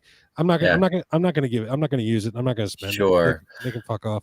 Yeah. But, I agree. I mean, the only thing I'll say to that is, again, like, to me, the intent was you can sell things quickly and you're selling it at market value. Imagine just putting everything on eBay and then selling it all. Because to me, here's the deal. Again, I'm small potatoes. Like, the big people would sell it for double and sell it way over. I was just a guy that I was getting like 10% over eBay, which is still incredible. Yeah, amazing. Mm-hmm. But that's also a lot of the people didn't know what it was. And I mean, you know, I'm only playing contrarian here, Will. The other side of the coin is like, that's everywhere. That's every company is going to use stars to try to get their fans over there. But I will agree, I felt like it was a little bit egregious when things would go crazy, and you can tell it was getting a little smarmy. Yeah. And that was, to me, the thing where I was kind of like, well, we control our own thing. Like, there's a whole other thing that we can go into as far as like they do promotions, right? So you can get, like, I could get a lot of money if my show was at the top of the feed. And the way you do that is to know the guy that I know, but also you have to like then ask him and this and that. And I was a guy where me and these other group of sellers never asked and never was pumped up there. But if randomly, let's just an example, the three of us are sellers. Let's say we hate each other or something. And then, you know, you guys decide you don't like Benjamin. So you guys are going to make a show together with your powers combined the day. And I've had my show scheduled for 3 weeks. And now you guys, because you don't like me and you don't like competition, you guys are going to make a show at the same time as me and do it as a pop-up show. And then also you're going to get featured because you're more popular. And then now my games that it can go the other way of the needle too. My games where, let's say I have $1,500 worth of games. Now I was expecting at least 1,500. I get 700 because people want to be smarmy. That kind of stuff went on too. And that then you squeeze out the little guy. And that was like super, super tough and super hard. Imagine if that was eBay. the little guy would just never sell on there. It's only the big guy. It doesn't work. And the reason I'm giving that example is like, to be honest, that happened to me, and it's like you have to take the high road, and it was frustrating. Tell you what, I think I told you about this, Figs. Will, are you okay? Did I? Yeah, I'm fine here. I'm just off camera. Okay. So what happened to me real quick was I was doing a show. It was a big show. It actually had some of my Dreamcast games. And then randomly as a pop-up, they decided to do a charity stream. And it's someone that I thought did use questionable selling tactics anyway. And all of a sudden they were doing a charity stream, which to me, I felt like you can't do that. You can't just say, if it's not sponsored, and just say like, oh, we're giving all this money to charity. And the charity was like, basically like someone had their car broken into and they had some GoFundMe. Yeah, it was basically that kind of thing. It wasn't like this is going to like, somebody's basement got flooded. Yeah. And it was something like that. And then all of a sudden, well, get this, there was a huge controversy with it because it was like, things went for a lot more. It took advantage of people. People were triple paying because it was going to a charity of this thing. And then they find out a week later, this guy was buying games of another seller and bidding it up when he was in the same room of the seller trying to bid it up. And they found this and they caused the whole thing. And I'm here like, oh yeah, this is the stream that I was going to have this huge, I spent like 6 weeks preparing for this Dreamcast stream. And these people like pulled this scam of like saying it was for charity and basically took money out of my pocket because they pulled viewers out artificially.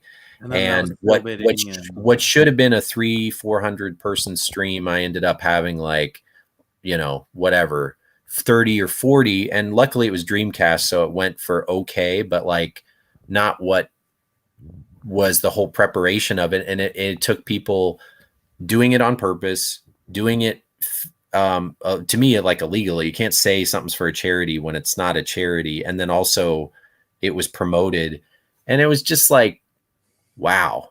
That's like literally just taking money out of your pocket. And these are things that don't get talked about on, that have nothing to do with the main argument for whatnot. So me personally, I have a different one where I was trying to be a good guy over and over and over. And I would get things like that happen. I was like taking the high road because there's other sellers that do the same thing. There was a lot of great sellers on there. I made a lot of friends and there was a lot of people that did the right thing. The problem is it just takes a couple to spoil, right? What's the saying? Anybody know? Like one bad apple spoils a bunch. One bad apple spoils a bunch. Something so sorry to get on a big tangent, guys. No. Talking about stuff. I just touch on something else. You mentioned how like some things would go 10% overpriced. I sell a lot of high-end games to collectors. And I like to sell them off eBay personally. And my little thing is I'll sell it to you 10 or 15% below value for the reason that that person then can't turn around and make profit on that game, but they're still getting a good deal and I'm not losing money. Right. As a collector, I like to do that. Like I subconsciously wouldn't want to overvalue and, get more than what my games are worth because it just doesn't really work, Yeah. And that's why it was so weird because that's what was happening. And people were paying this premium for the experience of it live. So like that, I guess that's why QVC is a thing. Like when I would get my friends to log in so I'd have someone to talk to. And what they liked about it was like, this feels like it's QVC, which Figs, does QVC register with you? Sorry.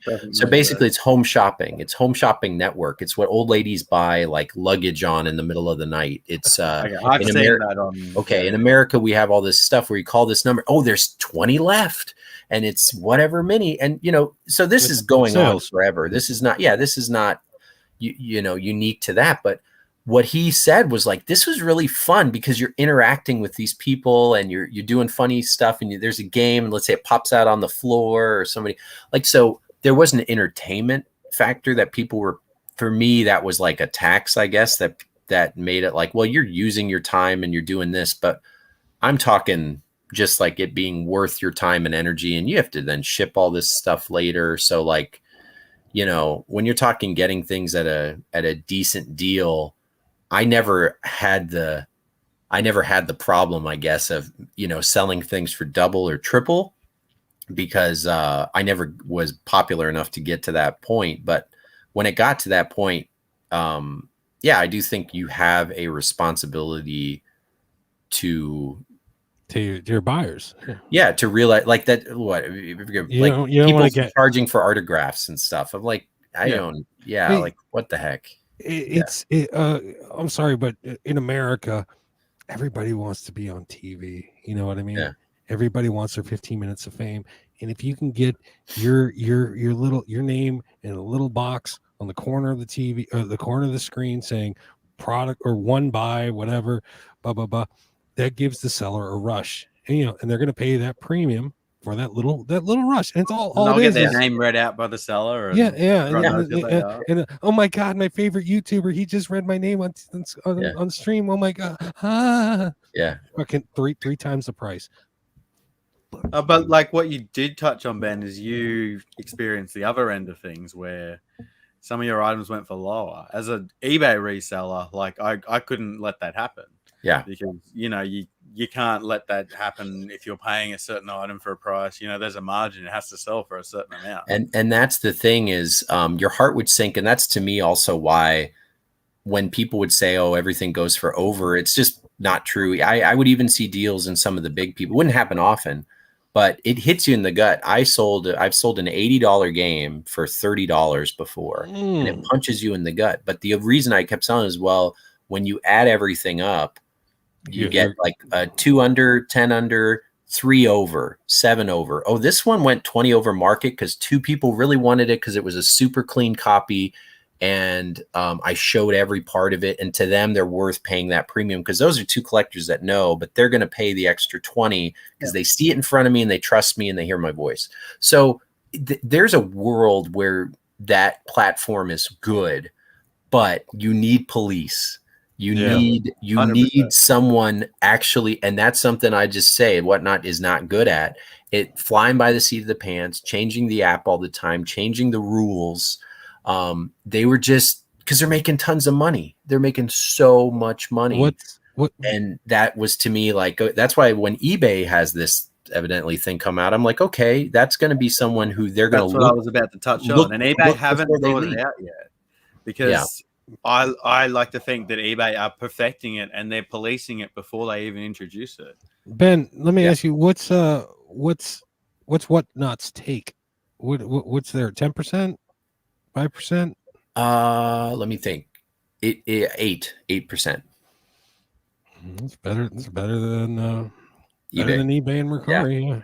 That was the big selling point too. It was a total of 8%. But if you sell something really cheap, they take it's like one of those, like, how do I put this? The first dollar they take like 20 cents on, or 25 or 30. They basically, but after the first $3 or $4, it goes down to like a small, tiny percentage. But the problem is if you're selling a bunch of games for real cheap, like let's say $3 games, disc only, just kind of junk, you are getting a bigger cut out of that. It's not 8%, it's like 20%. So that's why, like, for me, you hate selling dollar, because I would sell stuff and it might go for $1 or $2 or something like that. But then Whatnot ends up getting like 30 cents out of that dollar. So you're like, so you are taking that risk if it's low, and if you're not carrying. So a lot of people you could get deals on that platform for sure. But for me, it wasn't worth the time and energy. And I just kind of realized that. And I felt like I enjoyed the experience for what it was, outside of all those things that I said were negative. And then I finally took that decision of like, at the end of the day, you don't want to do something that like, if you guys, again, I'm giving an ulterior universe. If you guys slowly over the years started to hate each other, you would do the podcast and keep doing it slowly until you guys hated each other for a long time, until you just couldn't take it. And you don't want to get to that point, and you guys won't get to that point. But what I'm saying is you will deal with it for long. And then for me, I was like, wait, this is affecting me. It's affecting my mood. And as soon as it affects your mood when you're home, it's like that's my cue of like, life is short. Life is short. Don't deal with BS. So there's still great sellers on there. And that are awesome. Yeah, there's still great sellers on there, but like I don't mess with it. I haven't opened the app since I left it, which is weird. But I just every time I look at it, I'm like, nah, that's okay. I'll let you know a secret, Ben. I already hate Fixie. I'm kidding, Fixie. I love you, man. I love you. Yeah. Tells me every day. But like you just mentioned, I hated a job I used to work years ago. And it was one of those things, the longer you hate something, the more you get resenting against that thing. And yeah, you just turn into this shriveled, if you ever watched Little Mermaid, those little people that get their souls taken out, that Ursula has, and they're like underground. That's like, that's what you feel like. You feel like a shitty people that don't leave relationships they don't like. And, you know, they just hate it even worse. And yeah. And it's like, you got to go through it. Everybody goes through it. But like, when you do it enough, you're like, okay, now I see where this is going. I'm already getting gray hair. I got to dye it, you know. All right, guys. Well, on that note, I'm going to bail. I gotta go downstairs. I gotta take care of my little one. But I'm going to. I'm shutting it down. So, Ben? Yeah, I think we're over 2 hours. It's about that time. It's been really good having you on, Ben. We could talk all day. Oh yeah, no, thanks. The time I had a blast. I hope it was entertaining because I just shoot the crap. But I appreciate you guys. You guys shot the crap with me. But I will say, the only thing I won at tonight was I had the golden bladder. If you've noticed, really, you guys don't know. I have a whole tube system down here. I've been going constantly. Every time I turn my head and stuff, it just flows out. You have no idea. So that's. I've been trying to interject that story. Back when growing up in the college town, there was a place called Bojo's. They had bladder busters. You go in there, you drink penny drinks until someone goes to the bathroom. Then it's $5 drinks after that. Oh, that's awesome. They could have killed somebody, but now I've learned. But Wee for a wee. yeah. Anyway. I would have won the Wii, guys. I would have won. No, I'm dead. Yeah. So everyone in chat, if you enjoyed Ben, be sure to go check out the Video Games Dads podcast. You can find that over on iTunes or wherever else you find podcasts. It's everywhere. Wherever is clever. Yeah. Thanks a lot. Sorry we didn't get to everybody in the chat tonight, but hey, thanks for coming out. We'd love to see you next week. Good night, Ben. Thanks for coming on, Figsy. Yeah. I kind of love you. And me, love me. Bye-bye, guys. Mm-hmm.